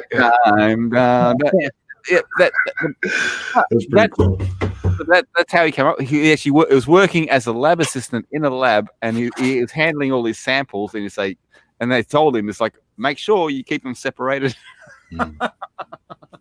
Well, we've got a good friend of mine, Mr. Frank Castle's up here with us. Hey, how are you guys? What's going on? A leak, Pretty good. and I'm working on getting it where we'll be able to share it. So if you give me a minute, Mr. FC, I'll have this up, because you gotta love technology. Absolutely. Well, FC is my Mars initials. Mm-hmm. So Well, you guys see, might find this interesting. I just talked to my brother who's dating somebody that works at an ICU about 20 miles away from me. So here's the deal. Apparently the ICU is full of patients from the Wu flu. They do have a refrigerated truck, but they're just dumping all the bodies in the truck now.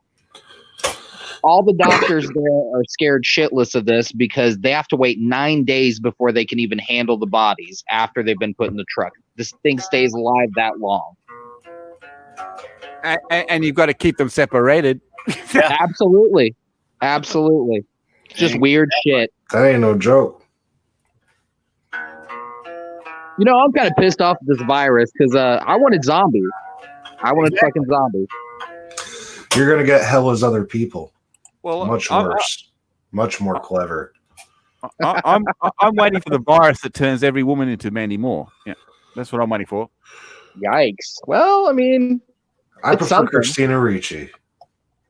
I mean, that would actually do wonders for the area where I'm in. All the women here look like Shamu. I mean, we can have a variety of viruses. They can what do they call? They can make me wealthy. Where's that one? They can mutate. We can have a variety of. We can have Mandy Moore, Scarlett Johansson, Christina Ricci, and a few others. Elvira. Young Why- Elvira. why not? I don't want Granny Elvira. Nobody wants that. Look. There will be Elvira. all ages of all virus for everyone. Okay. In fact, it's great tits, great legs, Elvira. Yep. And pretty damn funny. Exactly. And she's actually a very smart woman too. So. Oh yeah, she made a min off of that whole image. Yeah. Yeah, definitely. does. Hello, Brian the Observer. Glad that you could make it. I did share the link that's up right now that Mr. Castle sent to me, and I put it there so everybody could kind of see and read it for themselves. This is the lovely link he sent me, and then kept texting. And I said, "You need to get on my channel, man." And he said, "You're live," and here he is. He decided. Now here I am to harass you all. Yes. Well, I mean, you're among most like-minded people that we are, as you and I are, as Mr. Peabody and Jesse. So it was Jesse's channel along with Jess's channel where I broke out with the hashtag Air AIDS, and Jesse rolled. Yeah, I like that one. Although it's also air herpes, from what I hear. Yeah. It's the gift that keeps on giving. Yes. Yep. Until And it things fall Not off. ever go away, So it's just like, geez, oh Pete, Well, You know what? Maybe this is the point in time where I get to wear a Darth Vader helmet for real in real life. You know? no, you could have called the stream mutating the virus.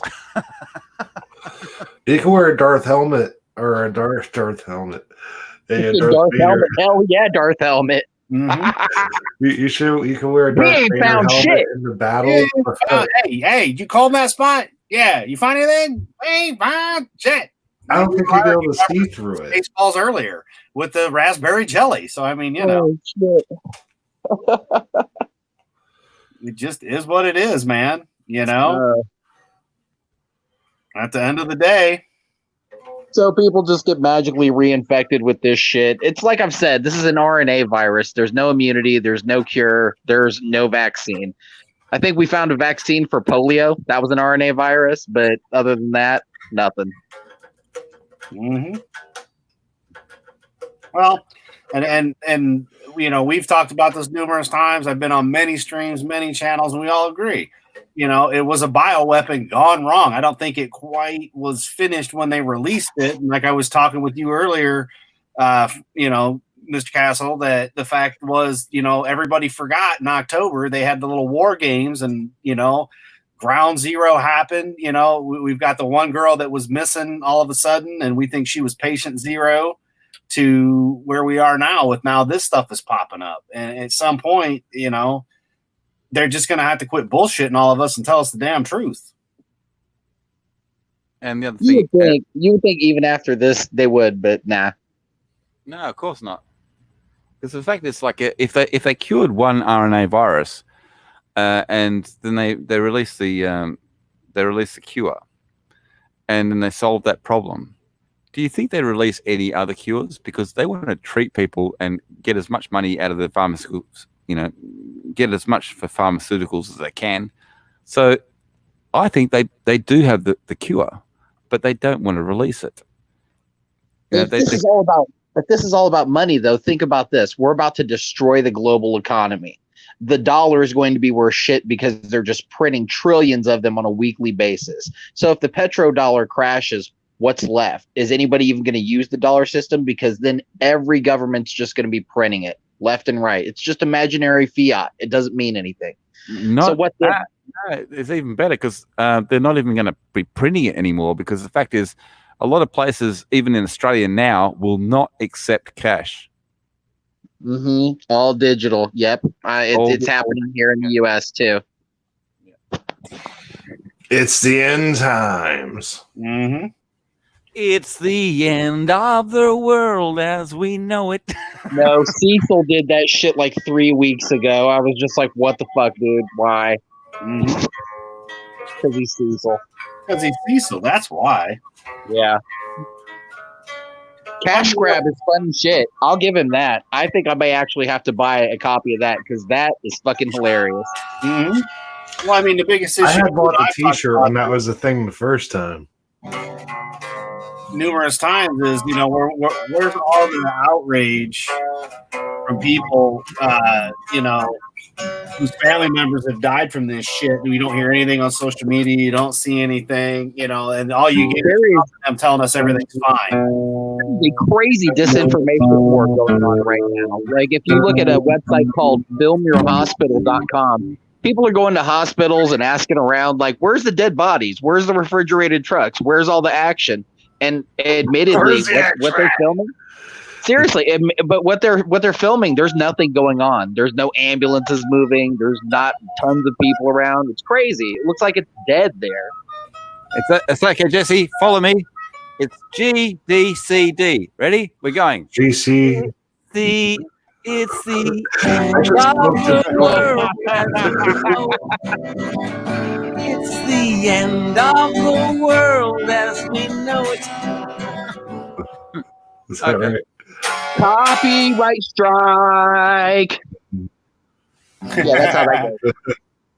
Yeah, but that's okay because I don't, you know, I'm not monetized anyway. So monetized, whatever. That, you know, nobody's watching this shit other than the few people that we know, you know, from being on each other's streams and whatnot. I mean, we got, you know, Brian jumped in, Chief's been here. I was, you know, lucky enough. Heather Bell decided to be sweet enough to come and join us and support Frank. You know, a couple of the other people were, you know, I mean, Jesse did. Yeah, he's like, hey, can I come in? And like an asshole, I wasn't paying attention. James Clark, somebody that I've known for a while, he jumped in and said, hey, you know, so it's like, all right. And I mean, this all started as a joke because the Aussie internet blows more than any hooker in San Francisco. So, Hey, Jesse, same 3 chords. So it's G, D, and C. Okay, follow me. Do you know the monkeys? How's the start strum go though? Just go for a basic strum with G. Do it one more time. Do it one more time. No. So Same chords, different song. Ready?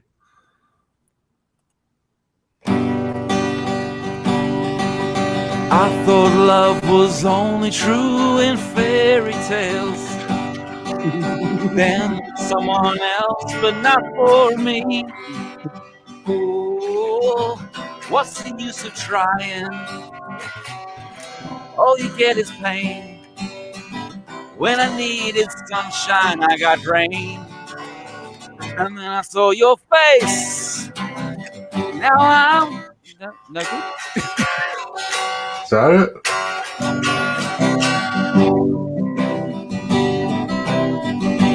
Not a trace of doubt in my mind. I'm in love. Ooh, I'm a believer. I couldn't leave her if I tried. Thought love was more or less a given thing. Sorry. Ring your low E for me so I can tune to you.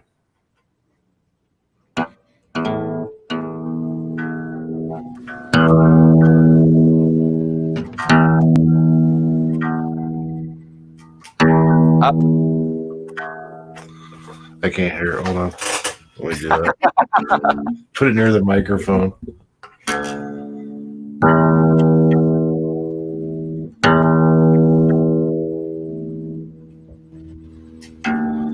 I can't tell where Eric am compared to you. Up.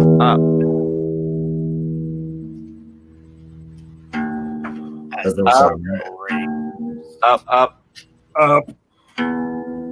That's too high. One thing I've discovered over the years is that I have no musical talent whatsoever.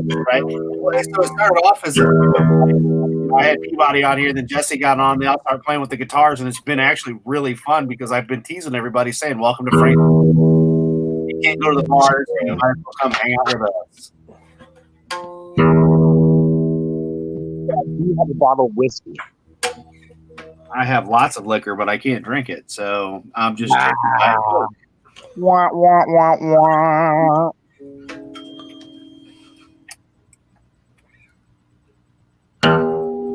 Well, as you know, I don't really drink anywho. So.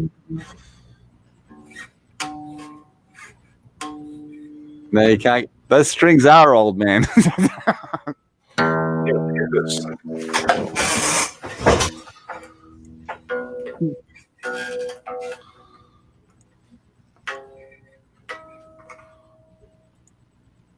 Because you're doing this.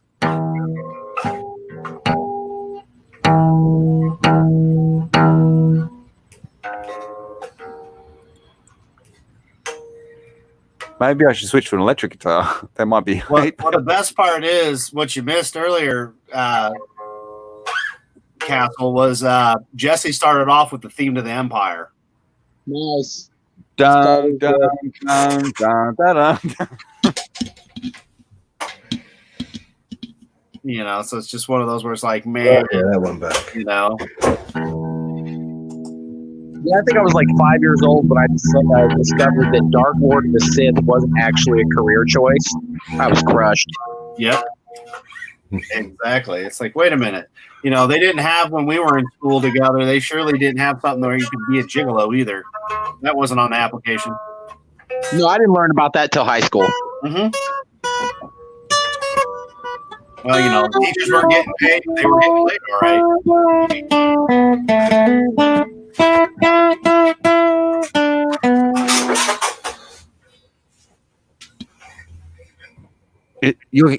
Your guitar's broken. It was a valiant effort, though. No, I understand because for starters, using an earphone, Yeah, trying to tune guitar, you're pushing shit uphill straight away. yeah. I But- can't hear it. and I also, didn't hear that one. and also, if I'm not close enough to the microphone, you're not getting a true tone. So tuning your guitar to mine is just we're pushing shit uphill straight away. But if What you I could download- do is mute my microphone and just tune to E by YouTube. That would be the good thing. Oh, you could try that, yeah. See where we're at. But no, it's I've got an app. I've got a free application that you can download on your phone, and you get a tuner on your phone, and you just sit on your lap, you play the guitar, and it says that's the right note, and if it's the wrong note, it kicks you in the nuts. Yeah, I was pretty sure that app would just tell me to put the guitar back in the case and go away. But no, it's see if I can tell you the name of the app. Hang on.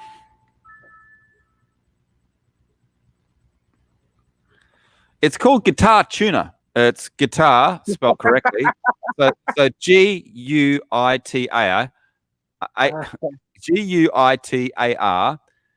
Tuner Tuna. Guitar. Oh, that's Tuner. awful. That's just awful. Hey, it works. It's an app that works. See, it's like it's on the phone here. Like if I push this, right, and it comes up.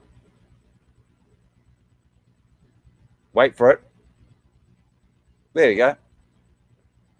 And then you just play away, and it tells you if the note's right. Here. I put it up to the speakers, and you can play and see if it works through the internet. Well, you know what happens when you try doing that before. No, it's not going to work. But I'll give you an example. You're not going to be able to see it much. But if I hold it up here and start playing notes on the guitar, see how it picks it up? For you, amazing.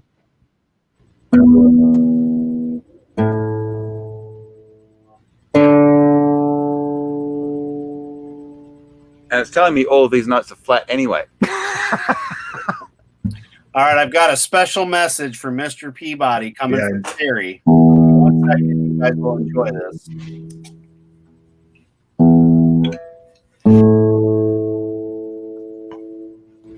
But since we're friends, I get to call you Mr. Peabody.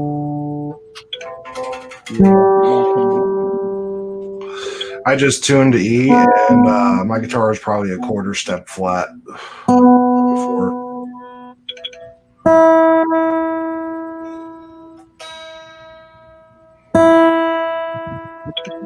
It's okay because mine was slightly flat too.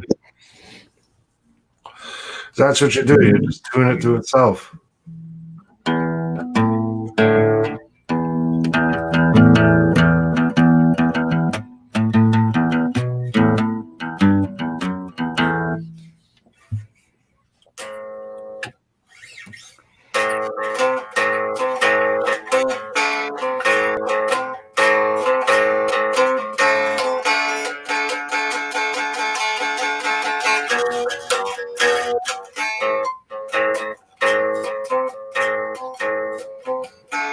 So, Mr. Peabody, let me ask you a question. Will everything in Australia actually kill you? Yes. Especially I with would have been strawberry. disappointed if you said anything else. I would be more worried about like the poisonous spiders and snakes and shit. No, it's the strawberries, man. You got to look out for them strawberries. The strawberries are the most dangerous, yeah. Yeah. Yikes. It's not the Anything that's drop bear, neon colored in nature generally is pretty bad. you know. It's not the drop bears. It's not the magpies. It's the strawberries you got to beware of. When I first met Peabody, that What was about the bogans? stories. I mean, the bogans seem pretty bad too. No, it's not just the strawberries. It's the packaged strawberries you got to watch out Yes. for. It's the packaged strawberries. That's the joke. So when I first met him, it was all about the strawberries. And he's like, the funny thing is, it's the ones in the grocery stores. No, because Well, what's happening- nowadays anything in the grocery store might kill you. Hell, True that. No, what it was is some dickhead was putting needles into the strawberries. Jesus Christ, really? Yeah. You know, like Yeah. the Halloweens we had, Mr. Knight, because you know you know who you are and you're all dark there with a name. We're just gonna call you Mr. Knight. That's what it was. You remember the Halloweens, Mr. Knight, where you had to worry about razors and the candies because it was some asshole that was yeah.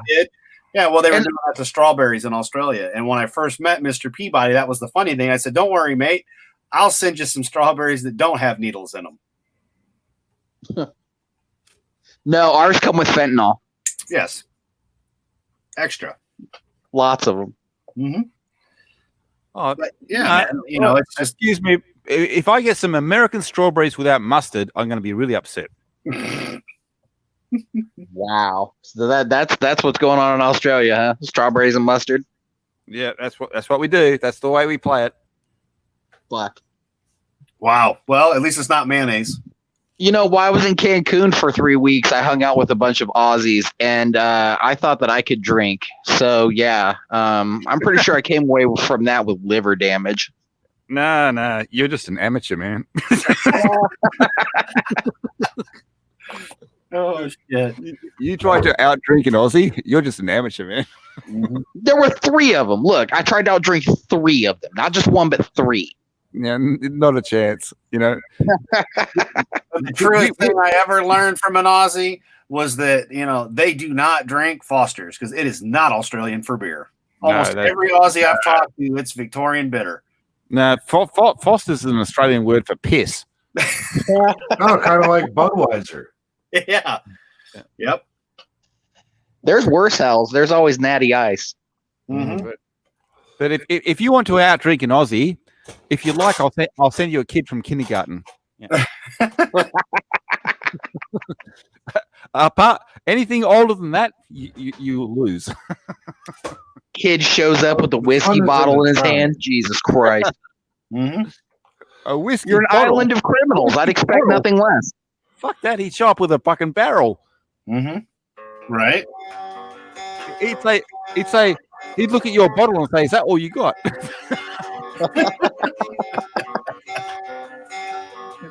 It's like, "Ma, take me home. This kindergarten sucks." Damn it. We American lead sheltered lives. What can we do? Drink whiskey instead. It's okay. It's like anybody. It's like you're going to play up things that people think about Aussies, but it's like, yeah, but for the most part, yeah, out drinking an Aussie, that would be a bit tough, yeah. Do you guys really hate New Zealanders? It's not that we hate them. It's just that they're here. It's like you don't understand. It's like we get, how you get like public notices like saying, drive safely on the road and and you'll have someone from your area or from at least your state or at least your country giving you public notifications. Drive safely. Don't drink and drive. Blah, blah, blah. Well, on our public notices, they're all fucking Kiwis.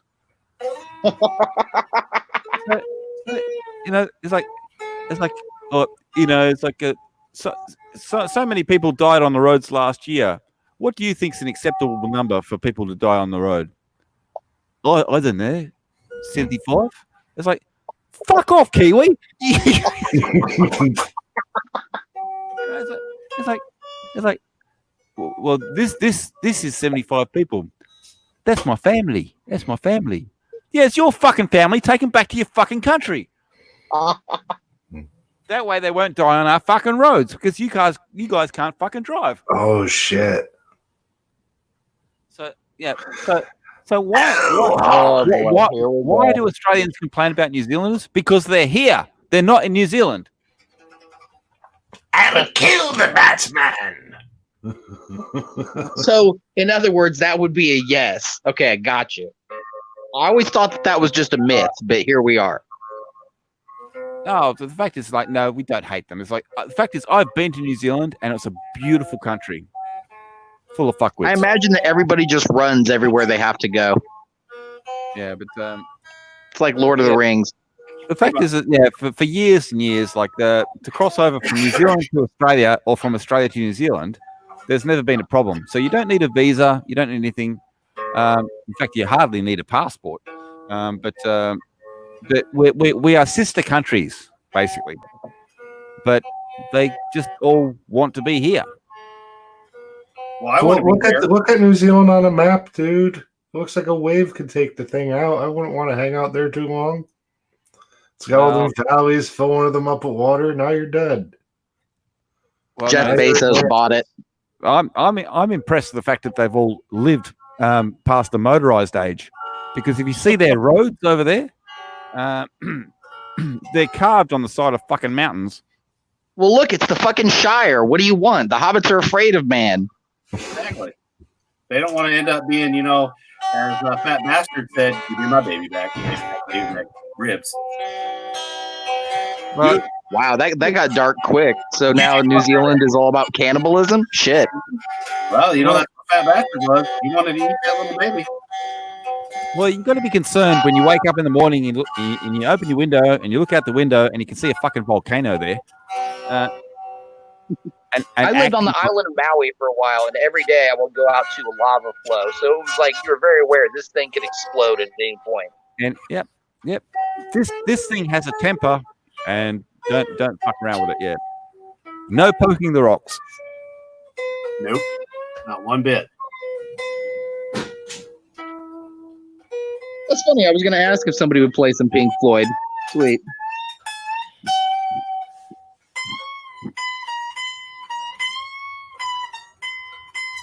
Well, I've been blessed because Jesse does late streams, and I'll get on his stream for a while, and then he'll go do Creepy Little Book, and then he'll do another stream sometimes. And because it's like I've become nocturnal in the last week. It's terrible. Since now I've created There's nothing to do. It's almost like being a casino. It doesn't matter what time it is. Yep. When everything goes to random talking up each channel, we could move over to mine and curse a lot. Mm-hmm. That's like Brian. I love jumping on Brian's channel. It's kind of PG-13, and then end up on Jesse's or Jez's. It's like, man, yeah, all right. That's why it's like hard, man. If you have a channel that has like 30,000 subscribers, you might want to make a backup channel just so you can go relax on one. Mm-hmm. Exactly. Yeah, I think I've got 88. But then again, I can't go live because my internet can't cope with it. Right. I mean, let's see. What's Frank sitting at? Let's see. Holy shit. Frank's up to 71 subscribers. Yeah, I subscribed last week. There you go. Mm-hmm. You're welcome. The one, yes. The one that put I'm the straw that broke the camel's back. Woo! You're the one that put him over the top. And let's see. My channel, which I guarantee you has less. Guaranteed. Let's see. All right. Your channel. I got 55. 55? And before that, Frank had like 60 something. I mean, he's been making the rounds, being a good wiener, chilling on streams. People have been finding out about my wiener dog, Frank and the clan. So it's been going good. And of course, the best channel that I've not even done a video that's still waiting from like 2 weeks ago, because Mr. Knight wasn't able to make it. Let's see. It has 5 subscribers. And 2 weeks ago, we got ready to do a stream, and then you weren't able to make it, and it's still sitting there waiting for me to go live. I need to set up all my 4K camera gear. This is sad. I have gear to do all of this shit and then some, but it's just sitting there. Well, I mean, the best thing is from a phone, from a desktop, even from a damn tablet anymore with this StreamTards that we're on. And yeah, I did call it StreamTards because it's retarded, but it works real easy. This is one of the first times I've used it. Usually I go through that Discord I sent you, but Mr. Peabody and I were on Discord talking, and I decided, I was like, hey, you want to, go live? And he's like, yeah, sure. I go, well, let me try it through StreamTards, and we'll see if it works better with the Aussie internet. And so, like, he and I were talking for 40 minutes before I went live, and it went fine. So I was like, all right. It's all web-based and highly compressed, so it should be all right. And not broken. Not broken. which is surprising because everybody's probably on this damn thing right now. Actually, there was like nobody streaming. Out of the people I follow, like World Class Bullshitters is on and Drunken 3PO's on, and I'm sitting here wearing World Class Bullshitter shirt, so I didn't even know they were going live. He's probably doing his evening thing, but that's okay because I didn't know he was going to be doing it. So I have to say, Jeff is a nice guy. I got to meet him for all of 5 minutes. I've hung out with him for 2 years. He's a very nice guy. What you hear on stream with all those guys is who they are in person. They are great. Yeah, pretty much. Pretty much, And, they're funny. Yeah, let's see, Flash actor caught choking woman on. Oh, you see that shit? Ezra Miller. He's He like, just you snapped. want to fight? And he just chokes this bitch out. Mm-hmm. Well, that's okay. We didn't like him as the Flash anyway, right? Well, he seems like kind of an asshole. He seems like he's on like a lot of Adderall or maybe some meth. Yeah, on something. Okay. Which actor are you talking about? Are you talking about the actor that was on the MCU, or are you talking about the one that was on the TV series? No, No, Ezra Miller was the guy from the movies. Yeah. Oh, okay. Well, no, he sucked anyway. Exactly. Oh yeah, definitely. All that shit sucked except for Batfleck. That was the only good thing about it. The fact is with Barry, he's supposed to be a very intelligent guy, and they showed this kid that looked like a fucking dork, and he's an idiot. So it's like in the actual series, the guy was very smart, and he was just getting used to his powers. In the movie, the guy was a fucking idiot and had no idea what to do with his fucking powers. Look, the best part of the Ezra Miller run was when they just had the little glimpse of him before they, threw him in Justice League. Like that's all you needed. But still, if you'd have went with what's his name that did the series, whatever the hell his name is, Brand or whatever. If you'd have went with him, I think it went a lot better because everybody was used to him being the Flash. You know, because this last season of the Flash sucked donkey balls. And I thought it was quite cool with the series of the Flash that they used his father was actually the Flash in the series that was in the 80s. Mm-hmm. Yeah, so I thought that's quite cool how they used that. Mr. Knight and I were huge DC fans watching this stuff go, and we're like, okay, this is great. Then it kind of went to shit, and we're like, okay, this sucks. And it just went with everything. It's like, okay, now this really sucks. And the last series of The Flash, like we watched it, and then we couldn't remember it, and we were sitting there babbling about it. And it's like, oh, yeah, that's right. It had the daughter that then disappeared like Kid Flash. That made no sense. The best part of that entire run was the Reverse Flash getting his powers back right before they killed him. It's like, okay, cool. And then I haven't seen if there's any out since then, but it's just like, all right, whatever. But then again, we were comic guys from the 90s. So it's like we're used to comic books. And Mr. Knight, who we have lost, his like the last time I seen him a couple weeks ago, he came up here to see me from Indy prior to everything going to shit.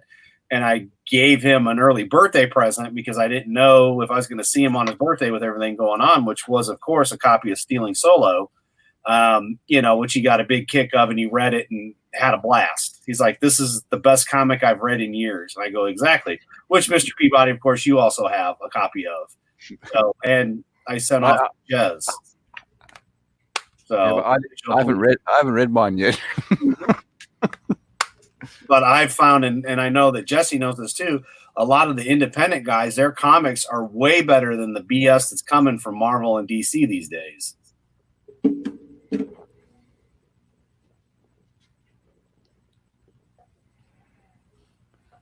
So, Sorry, just checking. I'm sorry, I was just trolling. Trolling? Not me. Trolling. Keep those cow dogs rolling. Yes, we're all going to be trolling. Rawhide. But yeah, no, I was just saying how, you know as well as I do, a lot of the independent comics are way better than the ones that are coming out mainstream. Yeah, that's because people have ideas. Mm-hmm. And you know how like a band, when they're young, they're better than when they're old? It's because they're hungry and they have to prove themselves. Yeah. That goes for all kind of artistic outlets. Mm-hmm. Without a doubt. But it's like, do you remember Fear Itself? Yeah. That's the last comic book series that I bought. That's when I stopped buying comic books. But Avengers versus the X-Men, A versus X. I bought some of those and I just stopped because it wasn't doing it for me, man. Now it's like the last time I went down to the comic book store, I got my son a bunch of shit. I got him like Scooby-Doo and some Batman shit, and then like some other things, random shit. And but for me, I grabbed a bunch of old Ninja Turtle comics and a bunch of old Transformers and G.I. Joes, because that's always been a thing in my collection that I haven't had any of. Mm-hmm. So I figured I might as well, go a little across the board. I also found Elvira #1 that was sitting up on the wall, and it looked fucking cool, so I had to buy it. Had to. That's a must. Just had to. I've got an idea for a comic. How about the Fraggles meet the Feebles? The Feebles? You never heard of the Feebles? No. Just have you got Google? Just type in "meet the Feebles."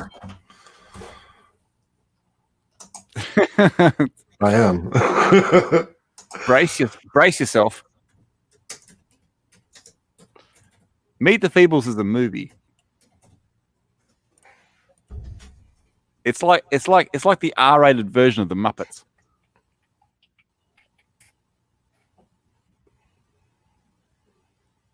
Oh fuck. Oh, and it's on Toby. Can I screen share this? Yeah. I was just pulling it up to do the same thing, but you go right ahead, brother. All right. Screen share.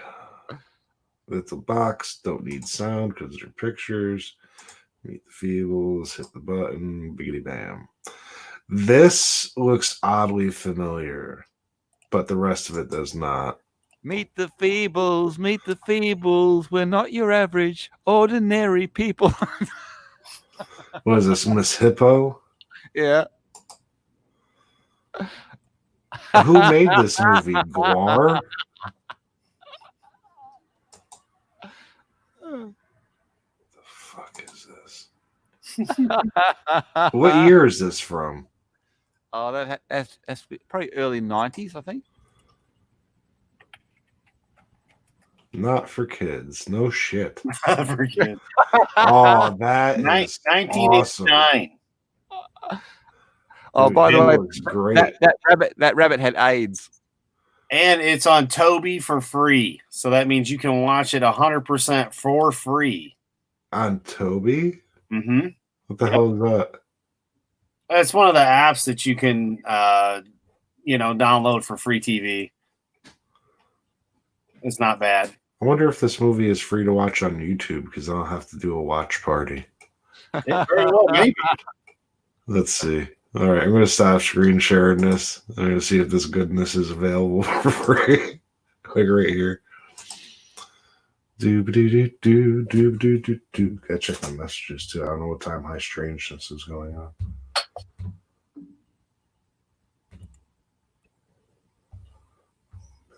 That. All right.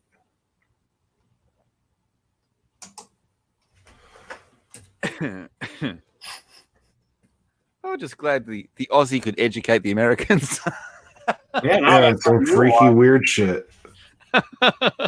It's like, but yeah, you probably think after you've watched it, you think, Jesus Christ, I wished he hadn't mentioned that. Well, I mean, in this day and age, as long as it gives us a good laugh, it's worthwhile. But the fact is, yeah, it's like an R-rated version of the Muppets. So you've got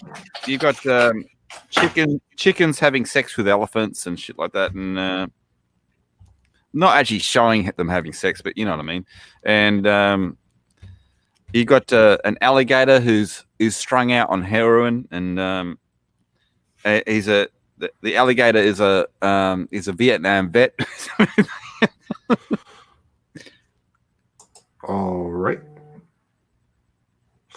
Apparently, you can watch this movie on YouTube. Let me check the quality real quick. Once they check your age.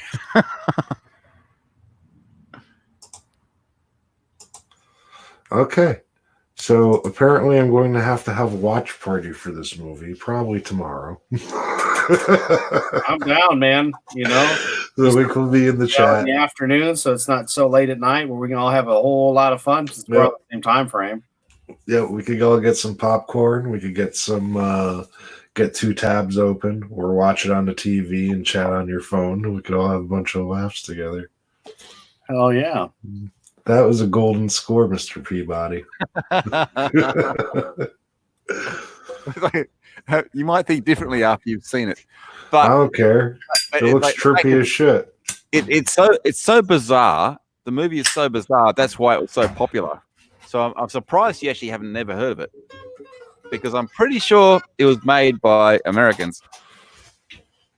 Well, if it's really raunchy and fucked up, probably. Yeah. Or the Brits. The Brits are funny. Especially from 89.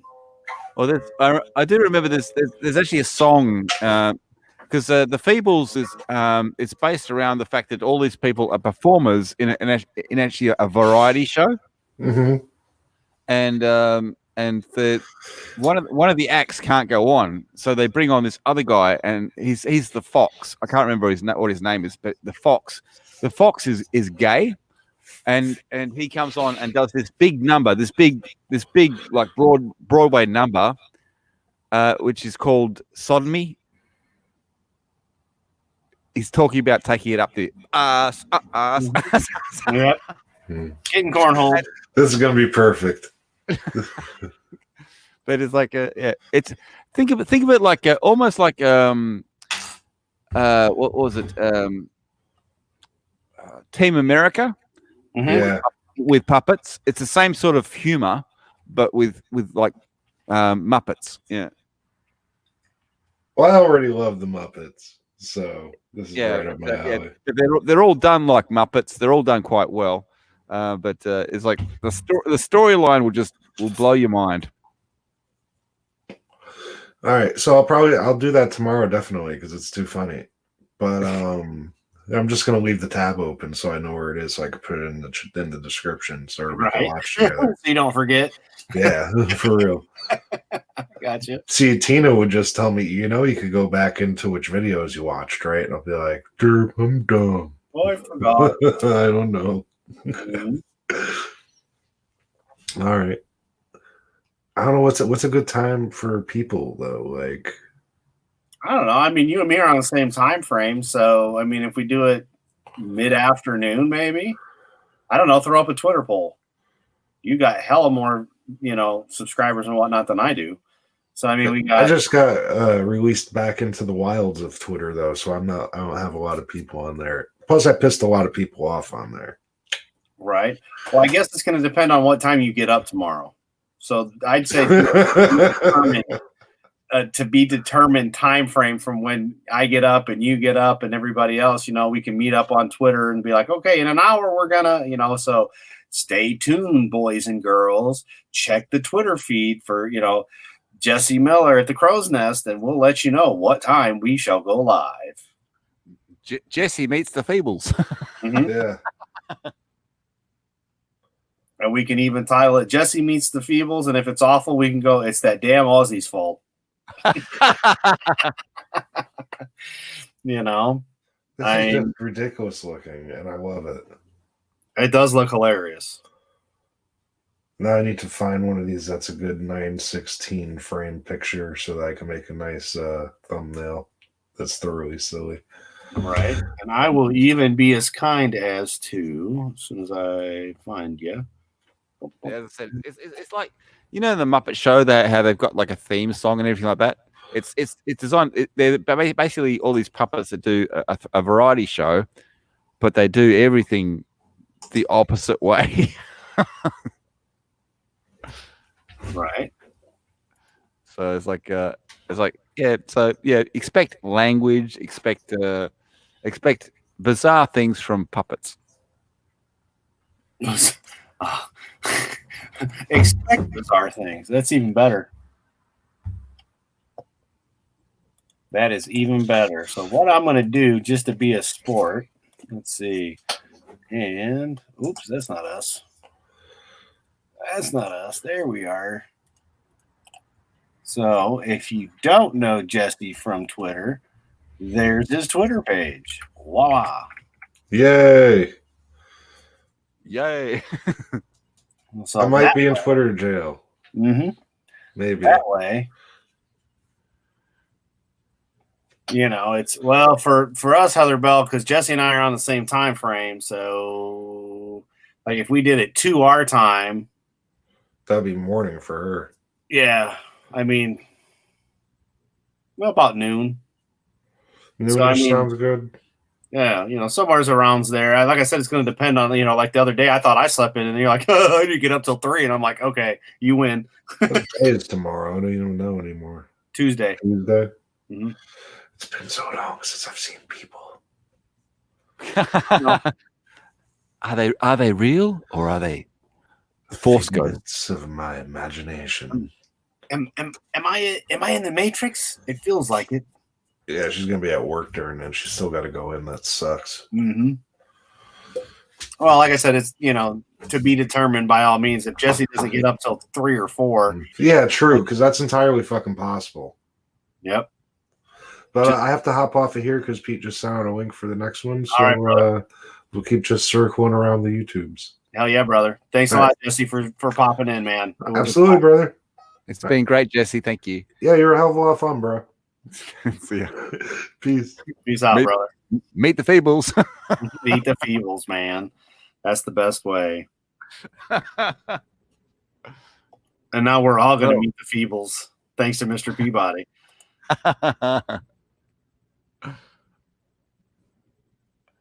Oh, that's funny. What I'll probably do here is I will wrap this live stream up for everybody so you can go check out Creepy Little Book, because I know that's where they're all headed off to. And, you know, that way you guys don't got to worry about, you know, me and Mr. Peabody. We're just going to stay here and be jibber jabbering like we always do anyhow. We'll just go off stream with it. I'd like to thank everybody, Heather Bell, Chief. I'd like to especially thank Jesse for jumping in. You know, Sunny Cat jumped in, Mr. Knight jumped in, which was great. Brian swung in briefly. You know, it's just great that everybody could jump in and say hello, be in the chat a bit.